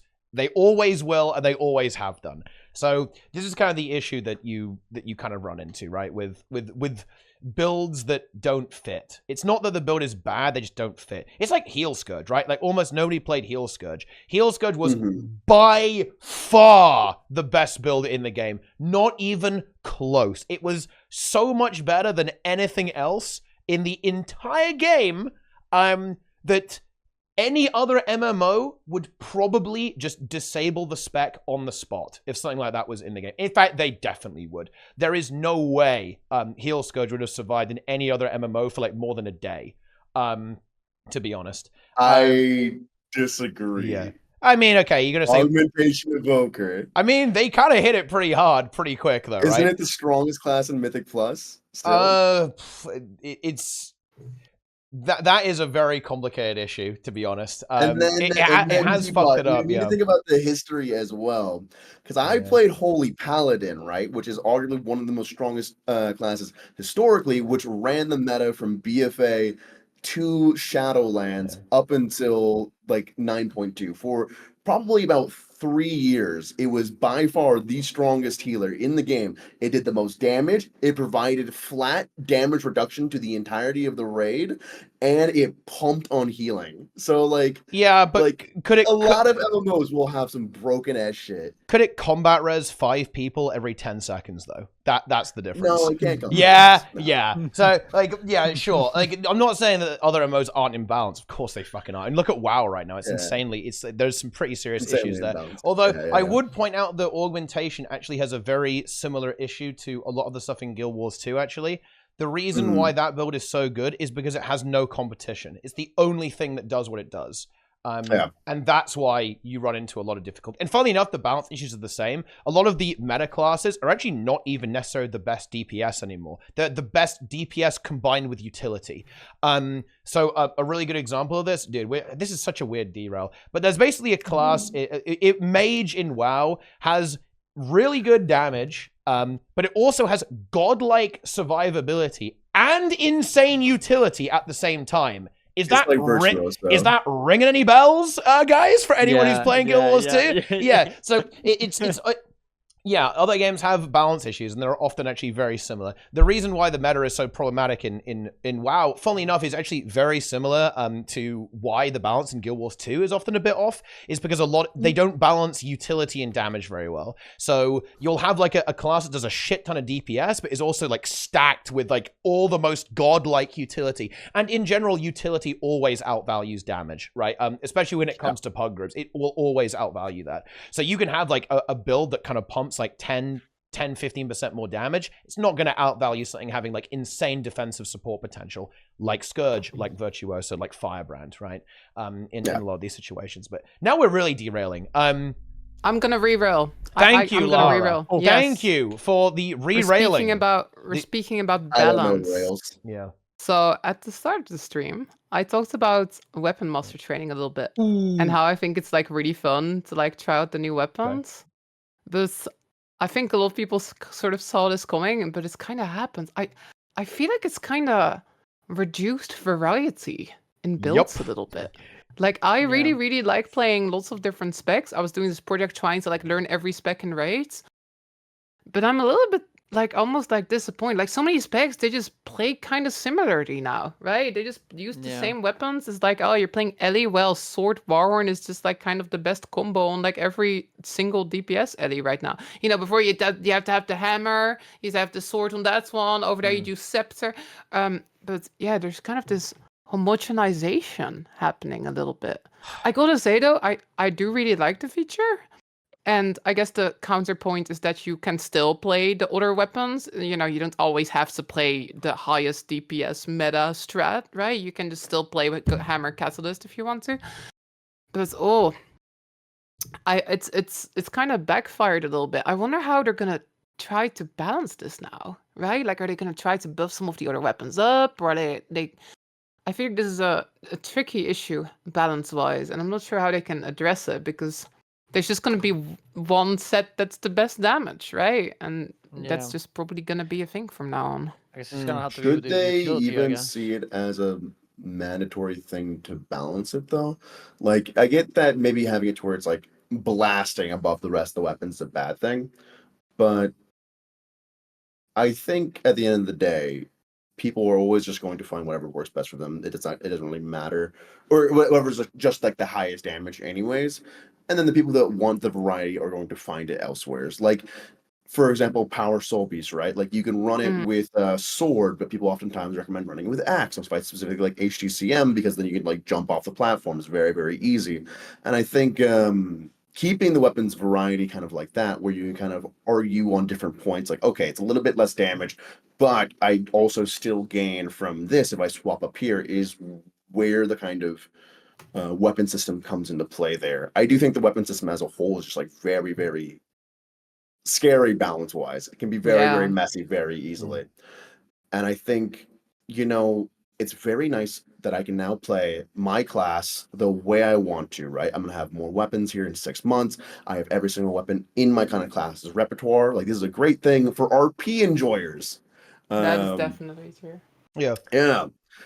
And if I'm going to be maximizing my DPS, you know, does it really matter if I'm using the same weapon between like Chrono and Virtuoso? I don't know, because you can still play different specs like Condi and Power. You can still argue things like, okay, maybe I can figure out how to do something similarly different, like with the rifle. Whenever it comes out, I can make like a Chrono support build. Maybe it's going to be a healing weapon, and I can't really do that on Virtuoso as well. I think there's still going to be variety, and I think them adding more weapons into each class, which might be a thing they do with each expansion, could still build on top of it, right? That's true. I think the key is making sure that each weapon has a very strong identity. I think, I've actually thought about this a lot. Initially, when the expansion dropped, I was like, oh man, Weaponmaster training, maybe a bit of a mistake. But I think it actually is salvageable, because I have thought about it more. Haha. Yeah. The issue that is happening here is that historically, and this happened a lot in Path of, I want to say in Path of Fire in particular, ArenaNet said, right, we need, people care about damage. And we need to make all of these weapons do damage. And as a result of that, a lot of weapons in Guild Wars 2, unsurprisingly, they just do damage.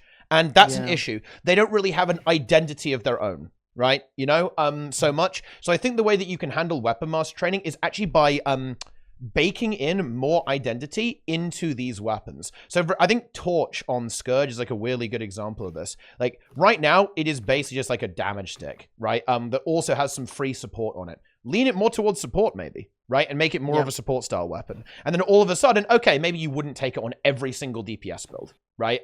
Because it's maybe not always the best choice for a damage output, or maybe it's just not the best choice for damage output, and you would only take it on a certain type of Scourge build that you're looking to go with. And I think that's the way that you can handle this, is by differentiating all of the different weapons, so that it's not always the best in slot for every build in every situation, because that's kind of happened over time. Like over time, and this has happened, I think, with Elementalists a lot too, with like Warhorn offhand and Sword mainhand. They just made it so, right, this is always going to be the best DPS weapon every single time, and it's also the best support weapon in the case of Warhorn at the same time. That's probably an issue, right? Something shouldn't be the best support weapon and the best DPS weapon simultaneously, because that's like a huge balance issue. So in a way, I think some of the criticisms of Weaponmaster training, I think they're totally valid, actually, with reducing diversity. I think Lara is actually 100% correct here. But I think the issue is maybe not specifically with Weaponmaster training, it's actually with the design of the weapons themselves, if that makes any sense. Yeah, no, I think that's like the core of it. Like, the core of it, I think, is like that a lot of these specs, it was like, oh yeah, they get this DPS weapon. I know that spec gets this DPS weapon, and that spec is... And now it's like, oh well, now there's 3 of them. That's the best one, you know?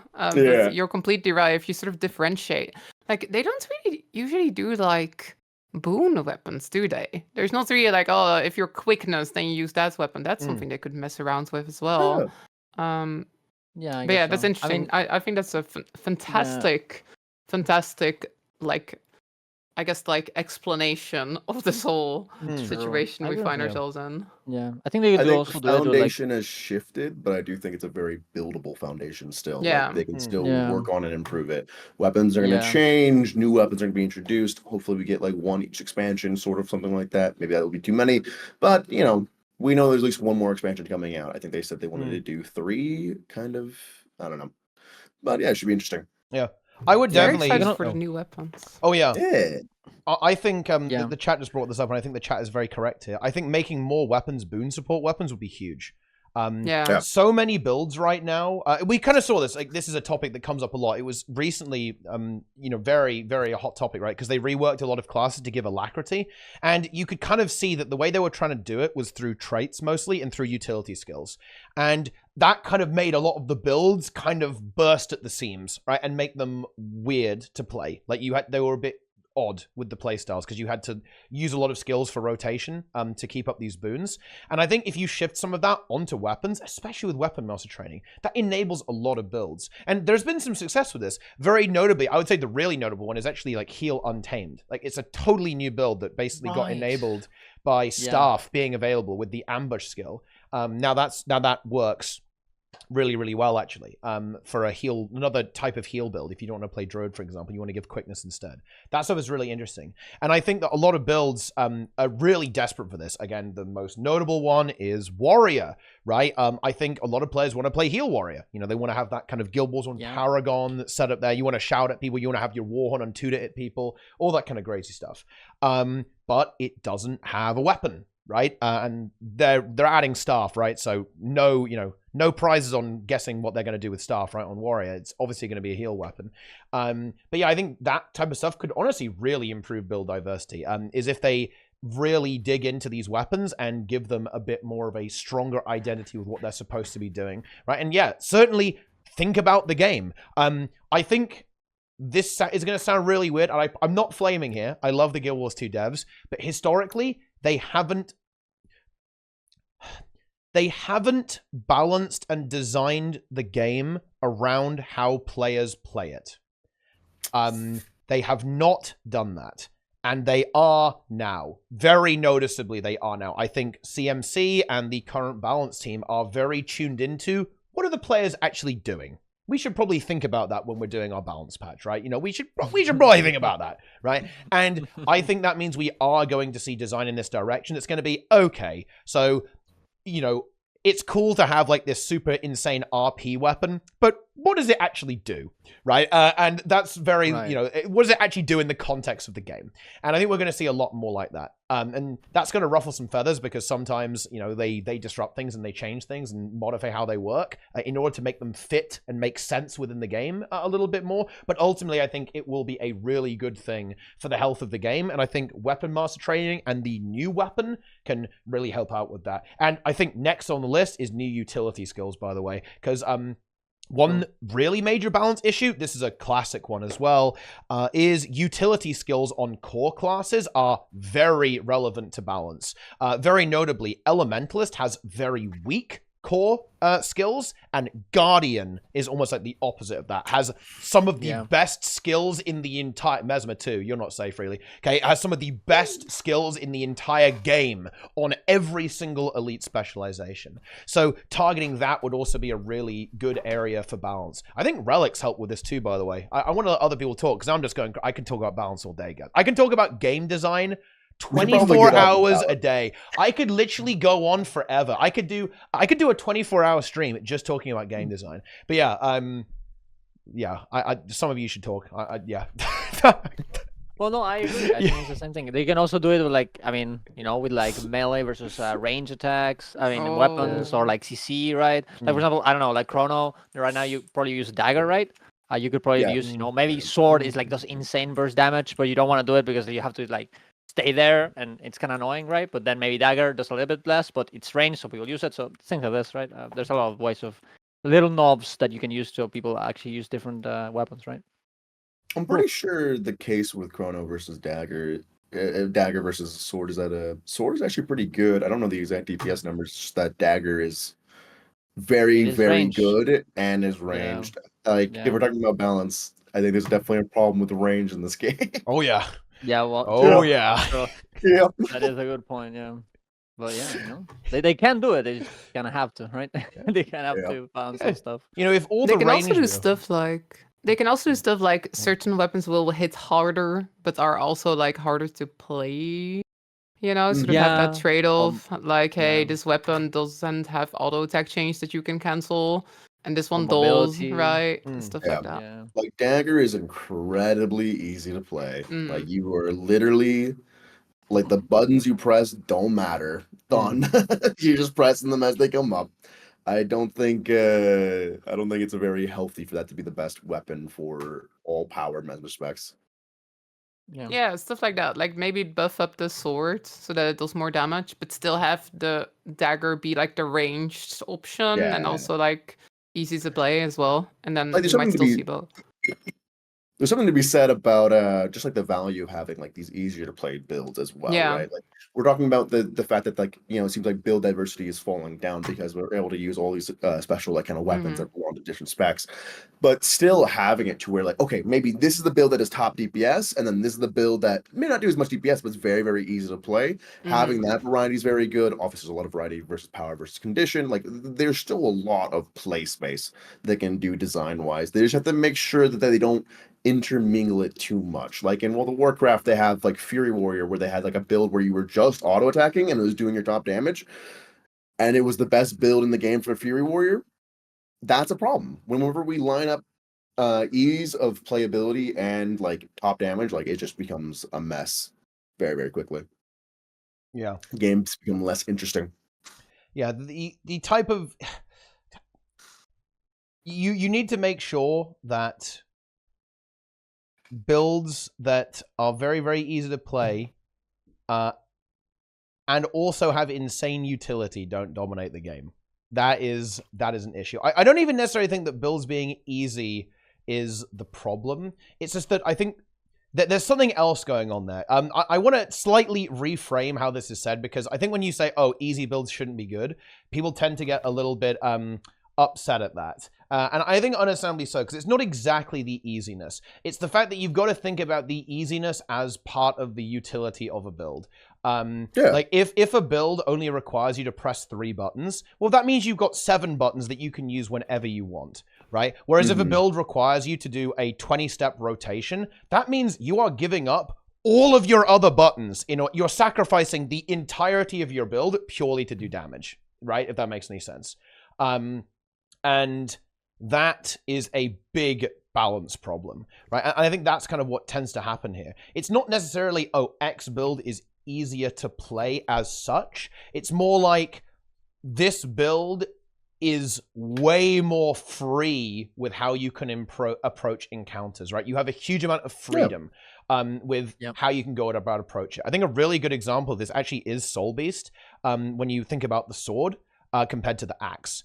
But both builds are, I want to say, the sword build is harder to play significantly, but the question is, why? Well, it's because sword animation locks you. Sword is melee, so you don't have as much freedom of movement, right? That's what makes the build easier. It's not necessarily that the build like requires like more inputs necessarily. It's that the build has weaknesses baked into it that it's trading to do additional damage. I know that sounds like an almost overly nuanced view of it, but I think that one, I think it's easier to communicate that without, people getting a little bit upset, saying that, oh yeah, because I mean, like this happened with Power Mechanist, right? Like Power Mechanist got like obliterated because everyone was like crying that it was like really, really powerful and it was very, very easy. But people missed the point, actually. With that one, it wasn't that Power Mech did good damage. Its damage was always relatively okay. It was top DPS for a brief period of time, then got nerfed very hard. What was really good about Power Mech was just it was 1200 range, it was insanely tanky, and a godlike utility in CC at the same time. That was really good about it. It basically made no trade-offs whatsoever in that build. And it's like and the thing is, easy builds and no trade-off builds typically align, right? Because that's kind of the intersection that happens there. Okay, that's my over-analysis of that, though. But I don't know, maybe someone found that interesting. I think you're 100% right, though. Yeah, you're right. Shift sick nuts. Good skill. Good skill. Good skill. Very good Very skill. good skill. Yes. Yeah. Good skill. Good skill. No, but you're right. These are words I don't understand. I've heard about them very recently. I was like, what the hell is that? You'll learn. Don't worry. Yeah, Shift Signet, it's... Okay, there's quite a lot of skill. And by the way, this is like kind of Guild Wars 2 balance in a nutshell sometimes. Okay. Utility skill. By far best in slot for DPS, and best in slot for survivability, and best in slot for utility. That's Shift Signet.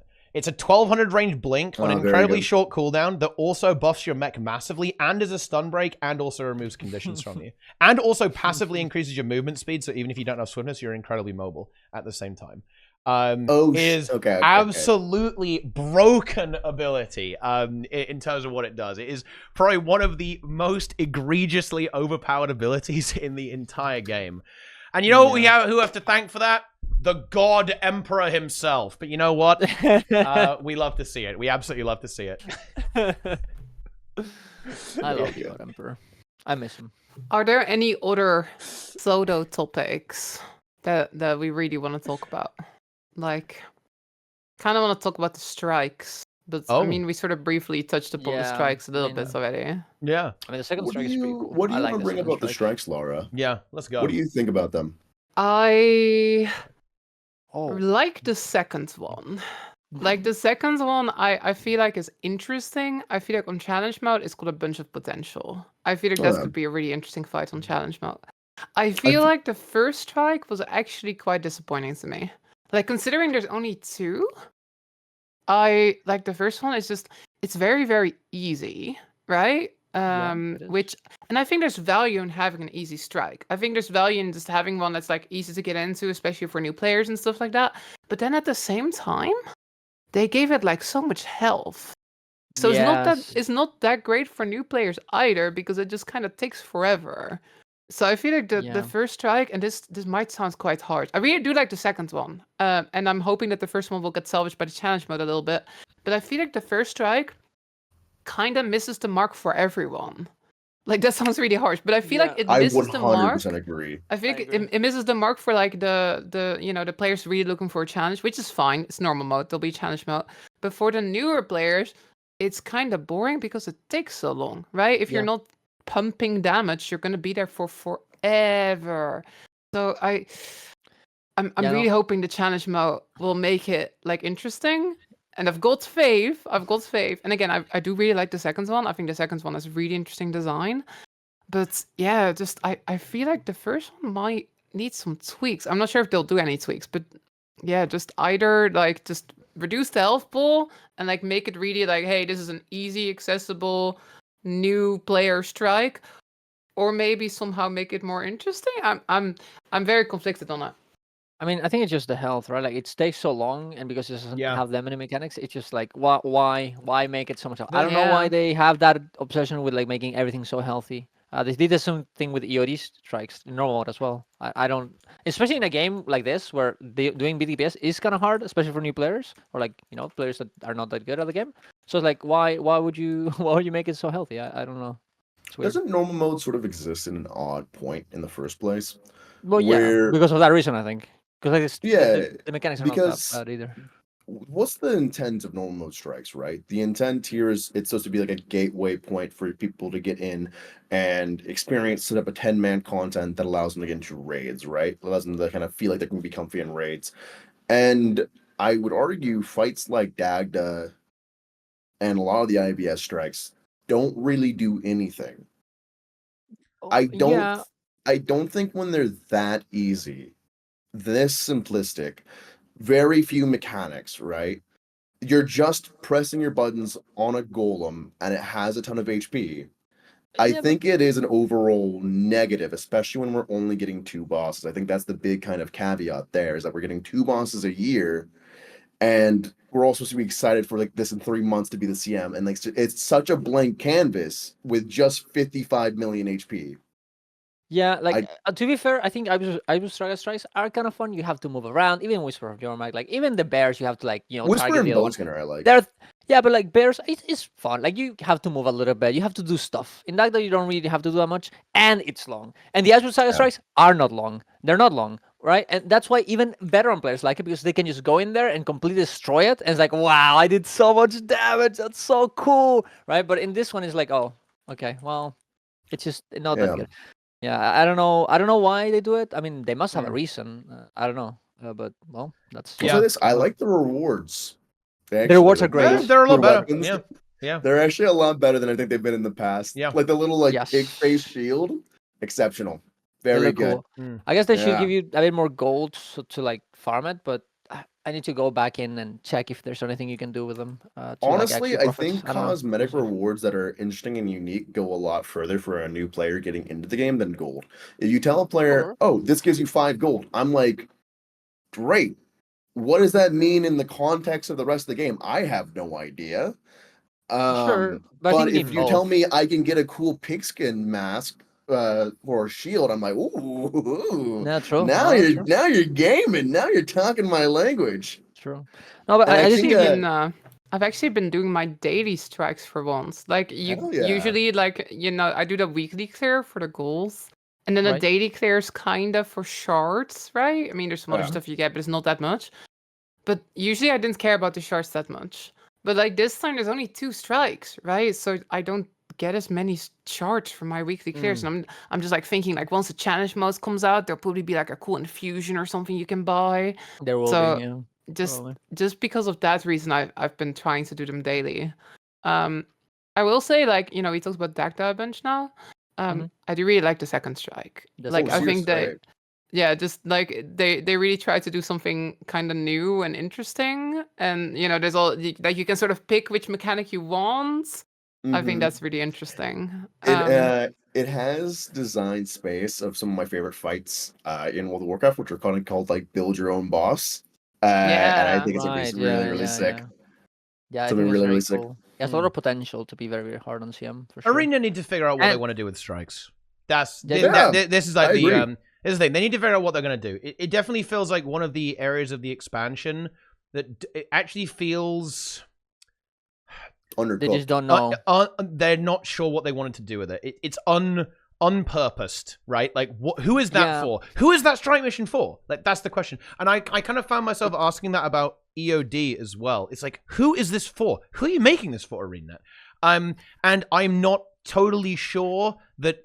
I don't know. It's a little bit harsh to say I'm not sure they know, right? Because they have all the information, they have all the data. I'm sure they have some idea of where they wanted to go with it, but it just doesn't seem to really connect with me.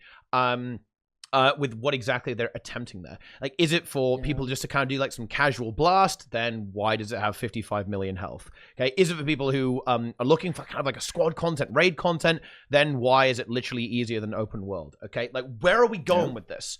Where are we going with this content? At this point, and arguably rifts are harder than Dagda. Oh yeah, I think weirdly enough, people have said this. I think they're actually right. I think Seros is easier than Dagda. I think Seros is extremely easy. It's like ridiculously easy. Wait. Yeah, you think Seros is easier than Dagda? I think you are more likely to die to Dagda than Seros. Yeah, absolutely. Bro, I have never seen someone die on Dagda.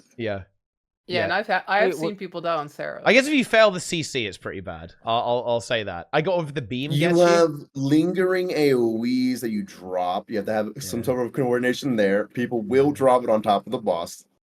Like, do you run this through LFG at all, Teapot? A little bit, yeah. And in the pugs, I've actually had more difficulty with Dagda than Seros. I've wiped in pugs on Dagda. Yeah, I've wiped. What do people die to? Yeah, I joined like all welcome groups for Dagda. It's died. And in Seros, I haven't actually seen it fail. But maybe that's just like small. It's small sample size, like so. It is. Yeah. It reminds me a little bit of like people failing in Archipelago, but not in Amnitas in the meta. That does happen too, because they can't coordinate the three bosses. But in Amnitas, they just go for one thing. And it's just weird. I don't know why that happens, but yeah. This might be a little bit derailed. How do people die in Dagda? What causes deaths? I think what causes deaths? It's like the spin attack she does. Like she does like quite a lot of damage with the spin attack. That can get you. I do that too. To be fair, I'll just like zone in on my DPS rotation. You know? Yeah. I will say though, talking about like the purpose of strikes, right? I feel like the CMs do have a purpose. Yeah, I feel like the CMs are like pretty clear. Like this is like the challenge, right? But I think you're right. I think the normal mode is just like kind of. Yeah, is this kind of maybe like when you're saying like who is this for? I do feel like the normal mode has this issue. I feel like the challenge mode has this issue much less. Yeah, no, the challenge modes I think are literally like I would change up some things with the reward structure typically, because I think infusions are great, but I think players are a lot more committed to the ideas of like very tangible, like, oh, I can get a shield with a pig face. Oh, a mount skin I can unlock if I do it like 50 times. I don't want to get onto it. I know, copium. But because like you think about like the trials in Final Fantasy, right? You can get like mount skins from that or stuff like that, right?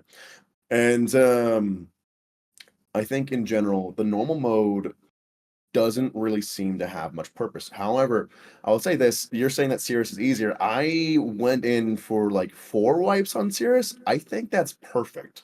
for like me with an LFG group, so I'm a streamer, right? I'm probably gonna have a little bit better than the average person's like LFG. Going in and wiping 4 times for our first kill of Sears, I think that's a perfect amount for a normal mode.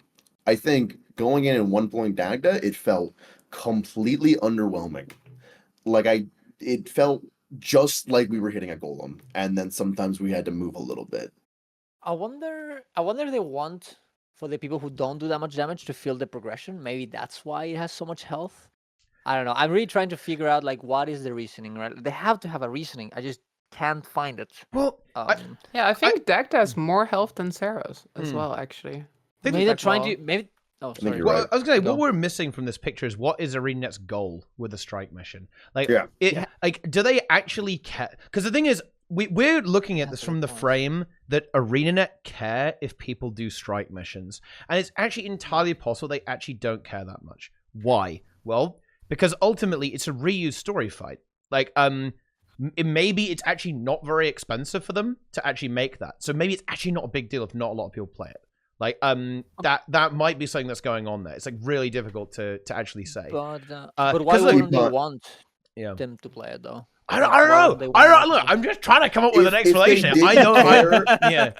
Teapot, if they didn't care about strikes, why would they put it on their roadmap in the same kind of place as like a new map, right? They advertise the CMs in the same kind of visual space as a new map. I mean, it's because and a new map is a lot more of an investment. Well, because you know what? I maybe this is me being an ArenaNet simp. I think ArenaNet is actually one of the very few companies that would actually do this unironically. I think strike missions, and especially strike CMs, even existing, the fact they're even doing that, I think it's actually just... I think the only reason they're doing it is because, you know what?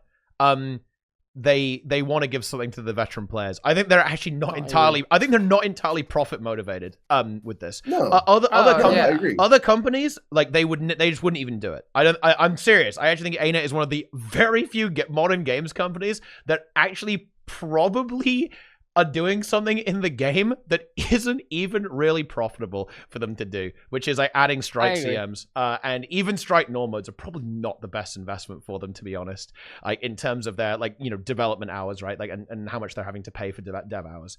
I think they're actually doing it as a little bit of a tip of the hat sign of respect as to veteran players who kind of like that content. Because obviously people who play the game for like ages and ages and ages, you know, they tend to like that type of content more, right?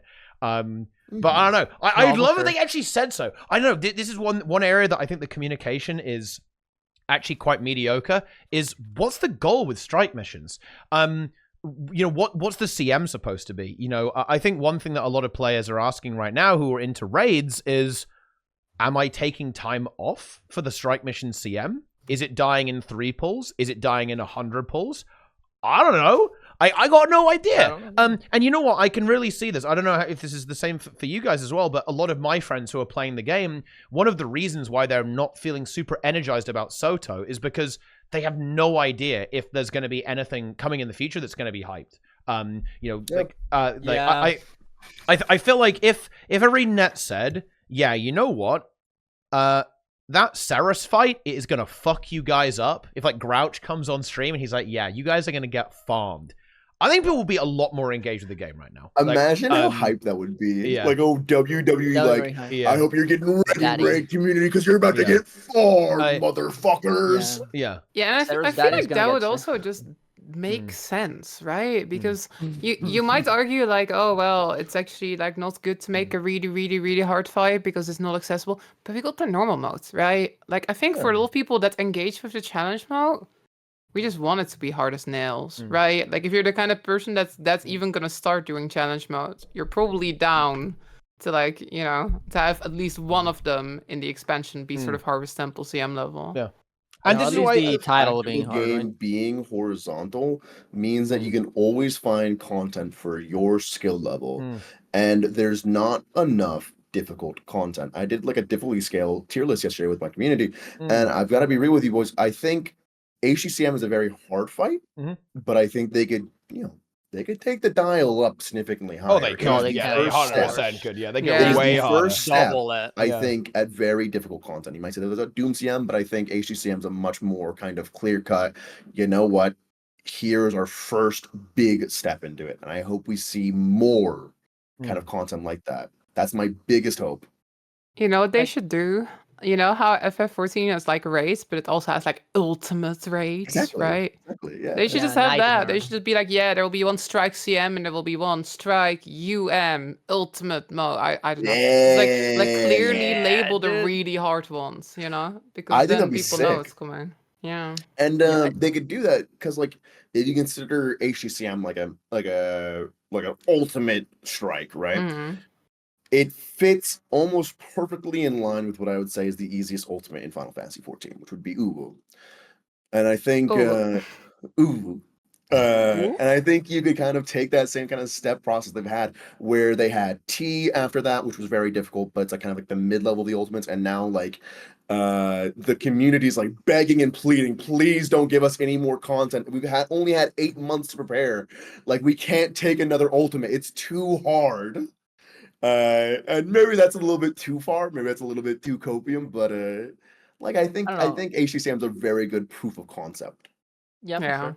I think it's honestly like if they're gonna do it because they love us so much and they love the veterans and they're gonna do the strikes for us, might as well do a bit more work and you make it almost a bit more profitable as well, right? Like, why not? Like, you already made the strike, make the normal mode a bit easier, make the other one a bit harder, so like people or like have a ultimate mode or have the title whatever, the CMCM be hard, so people are like excited about it. Might as well. You already did the fight. Just invest a bit more. See if you're gonna invest at all, right? Otherwise, it give me like a Skyscale that looks like Cirrus, and I'll grind True.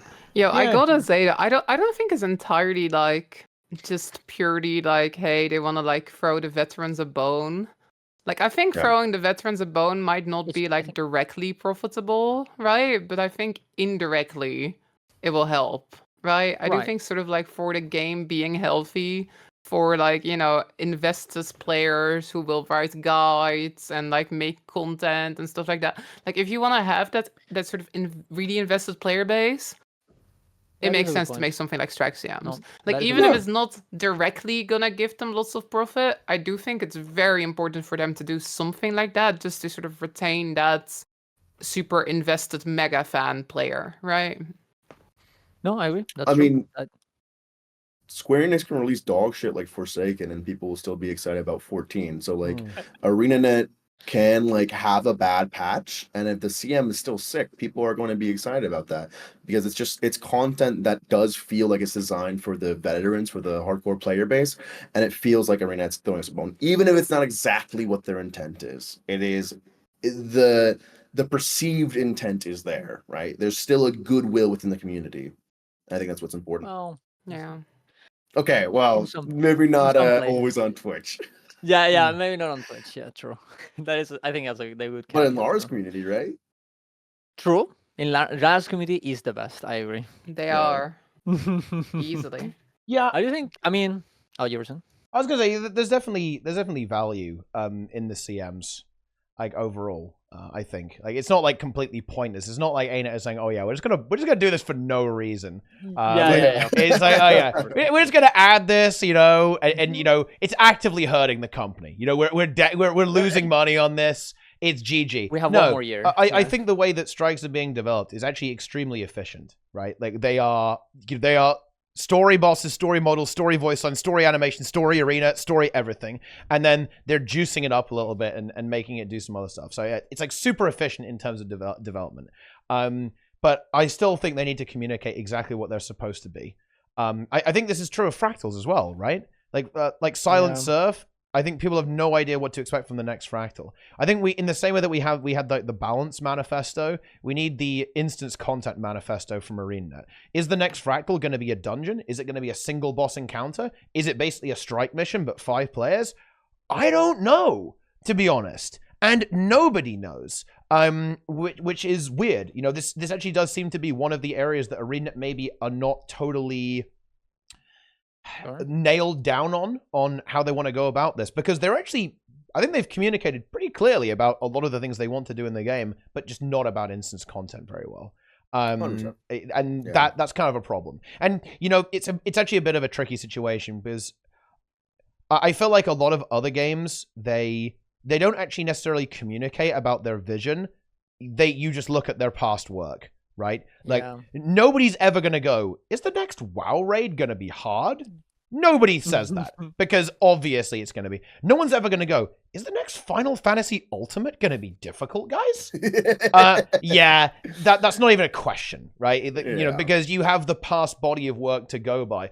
The issue with ArenaNet is that it's so inconsistent, right? And we don't really have anything to go on. We don't know what's going to happen. We don't have the ability to look back at the past and go, oh yeah, well, it's going to be like that, because we've already seen that. It keeps changing, so no one's really sure. So set the record straight, or I guess maybe we just have to wait and just then wait until we have a track record, I suppose. Well, that's an exciting thing about SOTO, right? Go ahead, Lara. Like it just kind of hurts the impacts from the CMs, because like one of the coolest thing about having a really hard CM is having a world's first race. Right? Like that's like one of the nice thing about Harvest Temple CM was like having this race, like everybody's watching, everybody's hyped, like it really hypes up the game. But like you don't know beforehand if we're getting that or if we're getting a boss that's dying in 5 minutes. You just don't know. So again, just having that clear expectation would be huge, I feel. I agree. And that's the exciting thing about SOTO, because it feels like this is the first expansion, right, where they're being very clear, like, this is what our patch content cadence is going to be, this is what we're bringing, and yes, we are the community, we're going to look at what they're saying and be like, well, actually, you didn't clarify this, you didn't clarify this, where are we going to be doing here, what's coming up there? So like, well, we're working on it, so we'll see what happens. However, if you look back in Final Fantasy, a game like that has had a very clear content cadence. They were able to establish it somewhere about Stormblood 6 years ago, and then since then we kind of know, okay, raid this patch, we're gonna get story here, we're gonna get ultimates here, we're gonna get this, then that, then this, then that, and then it only got interrupted slightly in Shadowbringers because of COVID. But, you know, most of the cadence is still there. It's very, very viewable in Endwalker. And then on top of that, you know, how SOTO said 2 strike missions, 1 map, this, that, and the other. Well, it also leaves them space as they kind of grow out their team, feel more comfortable with their content cadence, get things to actually be consistent. Because I think the only thing consistent right now in Guild Wars 2 is the inconsistency.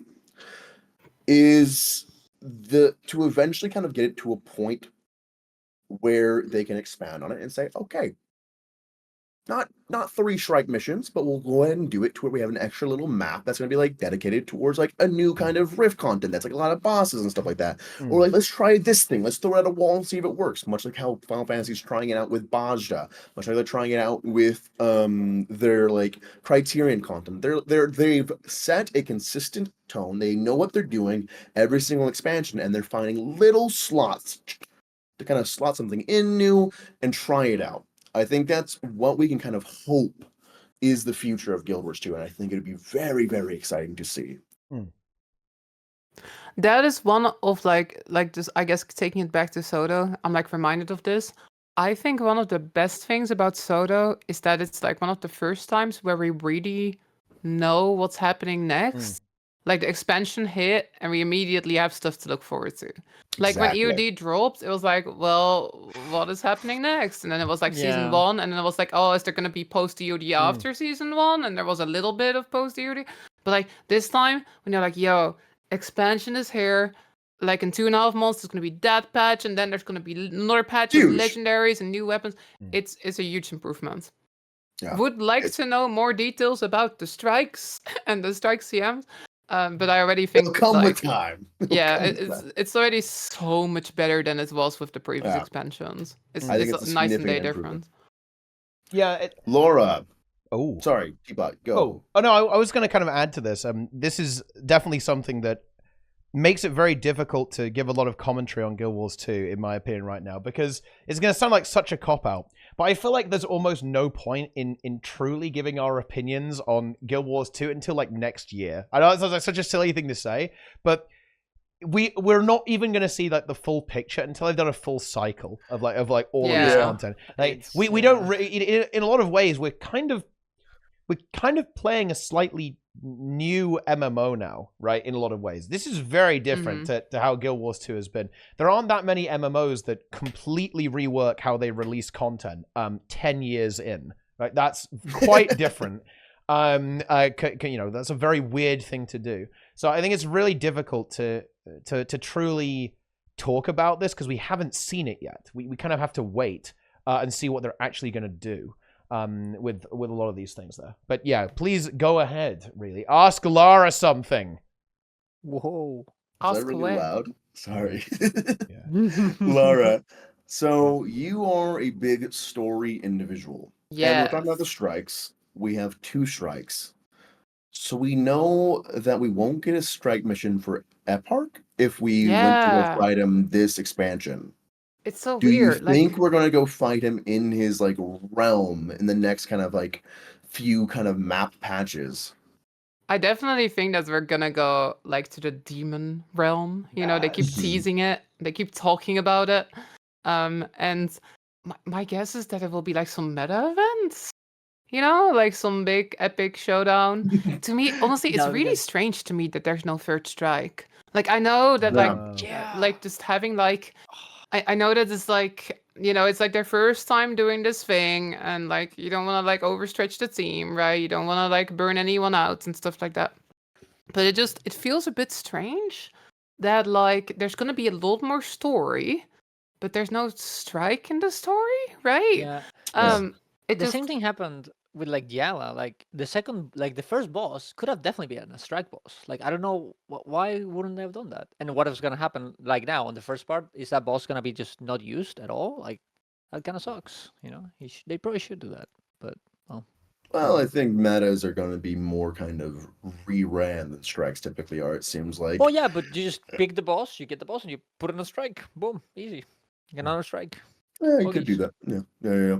I mean, even the Yellow first boss kind of almost like has like strike mechanics, like the baiting for is the it poison. confirmed that we're going to wrap up everything kind of doing with the Cryptis in this expansion? Did that get confirmed? Oh yeah, I think they're going to keep it very self-contained. Yeah, it hasn't exactly be fully confirmed, but that's my understanding of their plan. Yeah, they're sort of stories are suggesting it. self-contained. Yeah, it's very implied. Yeah. At the end of the story, I know they said they're going to like do this big like wizard ritual trial thing with Zoja, right? Do you guys not think, I don't know if it's part of the collections or not. I don't know that. But do you guys think that it's going to be something where like maybe the next map, the next big story moment is this kind of process with Zoja? I know that in their pre-release content, they were talking about how much focus they're giving to Zoja. She's a big focus. They even went out and had like the voice actor be like kind of advertising the game with like a video that came out beforehand.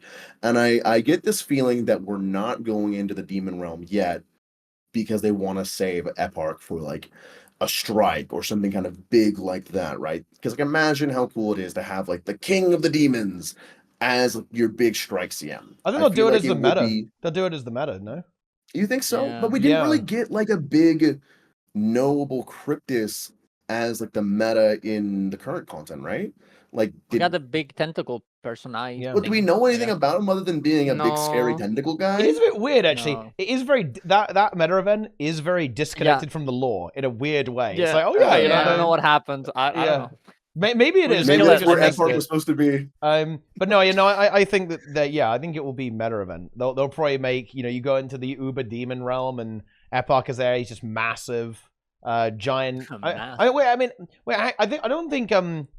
Hang on, wait. Let me check if I got my lore right here. Eparch isn't actually a Cryptis, is he? He's actually like someone who's like enslaved the Cryptis, is essentially. No. This is my cue to like lore activate. I think that's correct, right? Like I mean, I haven't like necessarily seen everything yet, but they sort of suggest that he has been a demon all along. Yeah. But it's vague. Like there's barely any info about him. But like there's like a line where one of the characters goes like, "Did you know that he was a demon?" And like, it is sort of implied that he might be a Cryptis, but like I think. It's not 100% sure. Cryptis Overlord. I think it's Garen or Mavon talks about like meeting them back in the day, and they didn't know.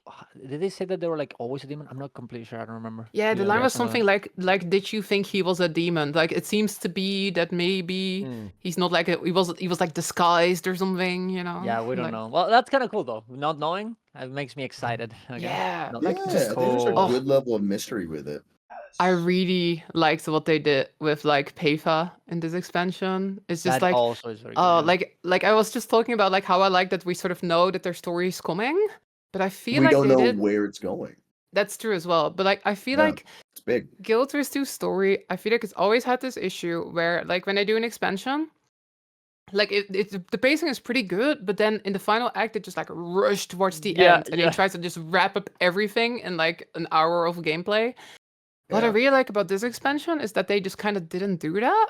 Right? I mean, they sort of had like a satisfying ending for now, but clearly this whole demon story is still like very much in progress, right? Right. So it's one of the first times that I'm really, I guess Path of Fire kind of did this too. Like Path of Fire kind of like set up some stuff, but it's like one of the first times where I'm really excited to see like, oh, there's like all these plot lines. I want to know what happens with this character. I want to know what happens over there.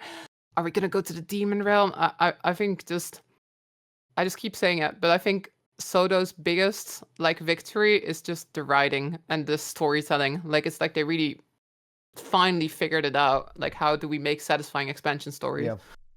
Going through all of the story here in the last like 4 months, I feel like it's very clear that they've been elevating it every step of the way.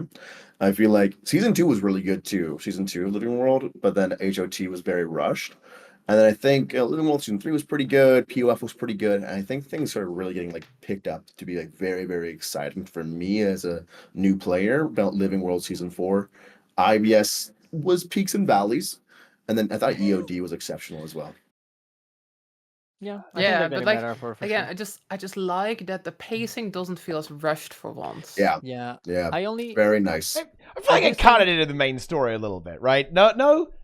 Go on. That's fair. I mean, like, it's still, you're right. It's kind of like I mean, don't get me wrong. I think the story actually was really good. But, hello, Mabon, what an interesting character you are. That's like, true. I'm sure glad I'm sure we'll get to explore, like everything that's going on there. That's going to be fun, isn't it? Oh, wait, no. Point taken.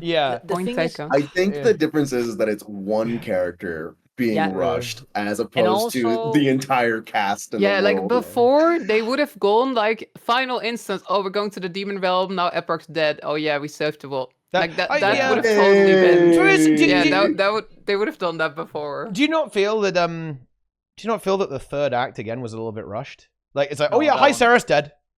Right, sure. I definitely got that a little bad. bit. So it wasn't as bad because there's still stuff left. Like he's clearly just like a random.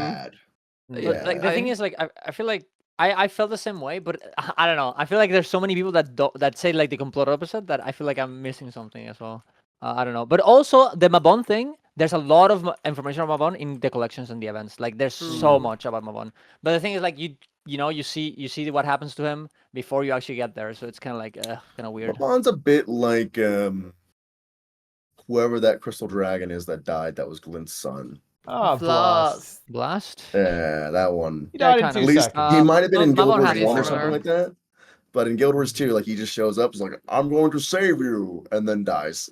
And then you go along like collecting little crystals, like, oh, yeah, he was kind of lit, I guess. I'll never really truly know. I loved all the like Wing 4 references. Like just the fact that they went like, yo, like this is one of the best. Probably one of the best stories they've done in Guild Wars 2. Like, yo, this raid story was like really good. And lots of people liked it. And they just went like, let's just take that and make it all expansion. Like, I love that they did that. That was so cool. I think they keep like referencing demos and shit. Like, I think that's one of the reasons why people didn't care that much about Ceros dying too fast. Is because he has a lot of Wing 4 references with demons and everything. So you feel more attached to him. So it doesn't feel as much, I don't think. Yeah, it doesn't feel like he comes out of nowhere and dies. It feels a bit more like he comes out of nowhere, but he's familiar, and then he dies. It's more like Balthazar, isn't it? It's like we already knew about the gods going into it. We had like Living World Season 3 kind of setting him up, and we had like technically Wing 4 setting up Sirius. Plus, also Glyadel actually set up some of the stuff with the demons too, right? Like. Yeah, you do see Balthazar more though. You do see him a lot more times, right? How many times? I think you see him like 3 or 4 times in POF itself, right? Also, and then Sirius you see him twice. Yeah, and also it's a much faster story, and I think they kind of fit a similar area in my mind. It's like, oh, there's a kind of cool little story boss that's also like, kind of well implemented into the world. It doesn't just feel like I'm here now. This is why meta event is correct. Think about it. Episode 1, part of the event is there. We're going into the demon realm. There are a variety of tentacles there. Episode 2, they add more tentacles. Okay, they're everywhere. They're all over the place. Then episode 3, they confirm Zojagard. No, never mind. What they actually do, okay, they really go hard on the lore. That they do a deep dive into the Zojagard lore. But no, what they actually do, and look, this is actually the fattest copium. We're talking an hour-long, 40-minute to 1 hour meta event where you fight Epoch at the end. And it's like a big fight. It's like a 20-minute boss fight at the end. Isn't that actually just one that you really get a feel for, like, oh, we're going for this big push, this big attack, we're taking him down, the big villain, the ultimate villain, as opposed to like essentially a 10-minute story sequence. It's more of like, you know, a bit of build-up, right? That, you know, you have to push through, you have to do the assault, right? And it also synergizes perfectly with Guild Wars 2, no? Isn't Guild Wars 2 really fucking good at this? It's really good at delivering story with loads of other players around you in a kind of long-form way, right? This is what the game does well. Have like a, you know, maybe I'll reduce the estimation, like 30 minutes, 40-minute event where you have this kind of element of making this progress, making the siege. You're working with all of the NPCs from the story. You've got to take him down. You got to finish the job. And it might even be like a two-parter thing, right? Like, for example, this is kind of how they've done this historically, by the way. For example, with Dragon's Stand, right? You're not killing Mordramoth in Dragon's Stand. You're killing like the physical form of Dragon's Stand, and that's actually going on in lore simultaneously to the story mission. So you, at the same time as the open world meta, you're also fighting. You're doing the final episode of HOT, right? You're doing the finale of HOT. I think that's actually a pretty good way of doing it, because you almost have like this two-part thing. And it's the same with EOD, by the way. The meta is before the ending. In the lore, you do Dragon's End, and then you complete the story after that. And I think that is a really, I like that. I think that's a really great way of expressing the story and utilizing the game's systems to kind of make it meaty and feel like you've earned it. I definitely felt that when we got to Ceres, we almost didn't, I felt like I didn't earn it, you know? Like, exactly. Like, I'd agree. I feel like I haven't earned the payoff, right? And it was cool, honestly.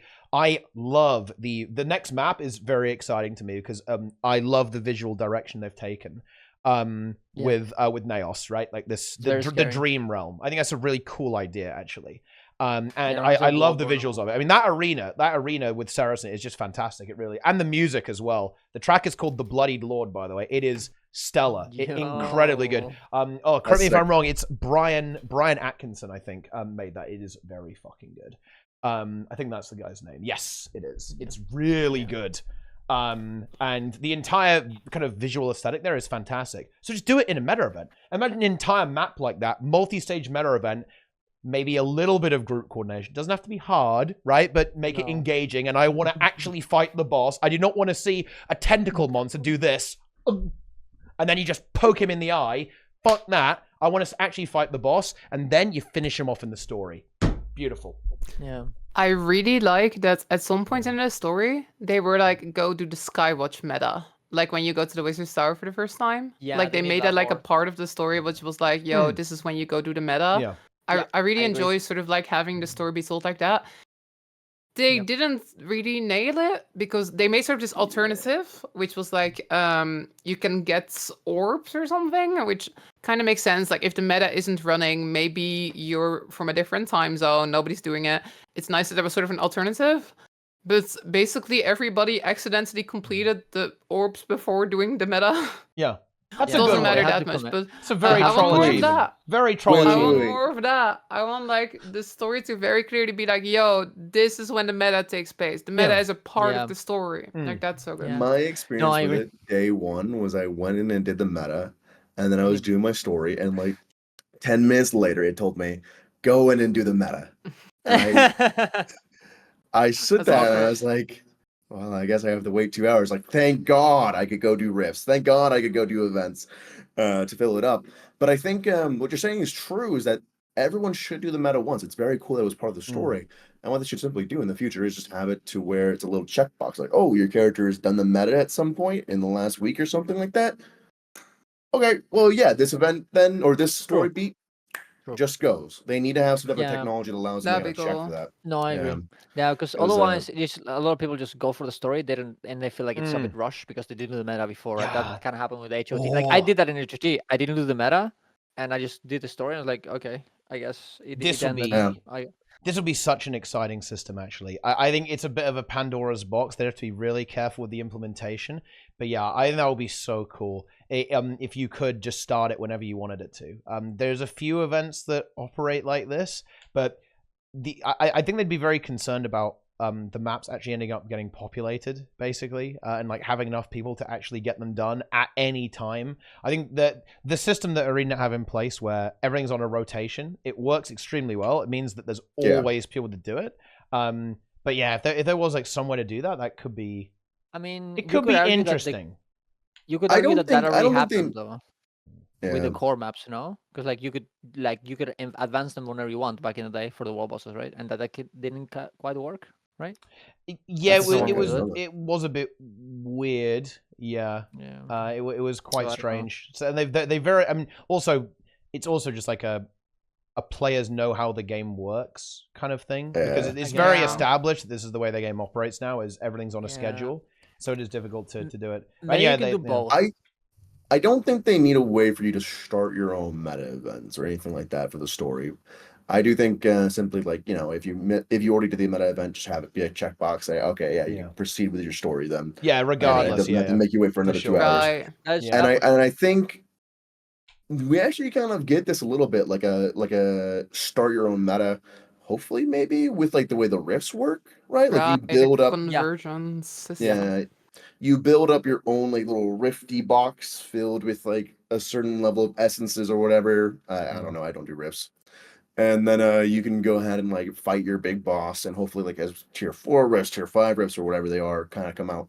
They kind of get big, more and more grandiose with it, right? Because already, like I'd say, like 1 to 3 is a pretty significant jump. I think any level above that should hopefully be pretty cool. It'll be pretty cool, right? Yes. I agree. Indeed. We all agree. Indeed. We all agree. You know, why can we just disagree? This is the problem. We need to get some more just unhinged people on it. Actually, we have Darens. The problem is everyone here is too intelligent. That's the main issue. That is the problem. That's the problem. You know, like we need to start just like flaming. You know, like that's what needs to happen. It needs to get a little toxic. You know, it needs to get crazy. Yeah, true. Doesn't happen. Yeah, it's actually why I like balance patches. It's why I like balance patches, because balance patches, everyone's like flaming each other, just going crazy about like, well, this is overpowered. Well, actually, no, it's not. You're bad, right? That's content, you know. That's how you know the game is alive, you know. I mean, that's why you go into the Reddit or the forums. You just look at the insane things happening there, and you're happy because you have content every day. You should do an episode where you like find the most crazy Reddit comments and then invite those people on TeaTime. Dude, like, that would be so good. That would be very good. They wouldn't come in. They wouldn't do it. Yeah. They wouldn't. That'd be content. Yes. Yeah, I am doing the. I'm trying to find the most insane forums or Reddit video posts and make chat guess where they came from. It's actually pretty funny. It's like, is it the subreddit or the forums? Is that like the... It's a good minigame. That's a good game, actually. Yeah, that's a good game. Really good minigame. Yeah. It's pretty funny. Okay, though. I think that's a pretty good time to about wrap things up. Do you have any final thoughts on what's going on? It's a bit of a weird tea time, but honestly, I was expecting that, so that's exactly what I wanted, I guess. But yeah. Any final thoughts, gamers, before we scurry away into obscurity yet again? When are we blind rating in Final Fantasy? Terrible game, never. No! Weeb game, who cares? I treat it like a gray box. Yeah. No, I do want people to do it, so that way he starts watching anime and he starts being a weeb. Okay, so actually do it, please. Yeah, I need that. Yeah. The One Piece live action's out. It's like dude, I do want to see that. People say that's good. The first step into weebdom. Yeah, I can't believe them. You saw it? Bad? Yeah, that's what I thought. It is not bad. It is good. That is crazy. Should we turn this into like a TV show podcast now? TV show podcast? Yeah. The derail? The derail? Hot takes. So any blazing hot takes? Hot takes. Yeah. I got bored in the middle of I could say one. Bad. What? Wait, what? Oh, dude. Me and Reely, we're united. I also did. Let's go. Yeah. The attention span of these people. We're Zoomers. Zoomers, and you We're call both Zoomers. You're the youngest. That's true. That's true. We are the youngest. Yeah, you guys are all old. Darens and Lara, old. 1 month. Yeah, Darren's 1 month older than me. Old, so old, Not dude. Zoomer. Look at this guy. He's got 1 foot in the grave. Oh my god. That's just rough. Yeah. Well, it is what it is. I will die first. Yeah. That's coming. You know, on the next episode of TeaTime, we argue about television, but not this time. Yeah. Let's keep it vaguely derailed at the end here. Yeah. Honestly, let's go. We'll do introductions here. We're getting out of it. Otherwise, we're just going to derail again, right? And honestly, the Covenant has already taken hold in the chat. They're out of control already. Initiate the tree conga. Initiate Operation Foliage. But anyway, Oh my God. Gamers, thanks for watching. That's the end of TeaTime. It's over. The show is over, but we will return. And if you want to hear more from all these gamers, all these wonderful guests, we got Darren, we got Reely, we got Lara. I've got good news for you. It's actually very easy to find all of these individuals because they're also on the internet, and they're going to tell you about that right now. Lara, go! You can find me on twitch.tv/Darensy and also on youtube.com/Darensy. I stream Guild Wars, and I like Guild Wars a lot. Also, my bangs are way too long because I had surgery like 2 weeks ago, and I can't drive to the hairdresser. Yeah. True story, actually. Yeah. But like, if you like watching oversized bangs and also occasional Final Fantasy, way better game than WoW, by the way. You should come check out my content. Okay. And you know what? Next up, it's a new edition of TeaTime. He's never been on it before. True. Metatrain leader on NA. The best player on NA. Recently failed Chak Gerant on NA. And also recently died to level 15 boar. Okay, it's Darren's. Hi. Yes, I did die. And also, we did fail check. But you know what? That's on purpose, so people pay attention, okay? You can't win every time. We need to fail a few times so people stop leeching, okay? So yeah, we do the meta train every weekday in the morning. We get a lot of gold. Now with the new metas as well, you can get a lot of the currencies. You can make a lot of gold with it.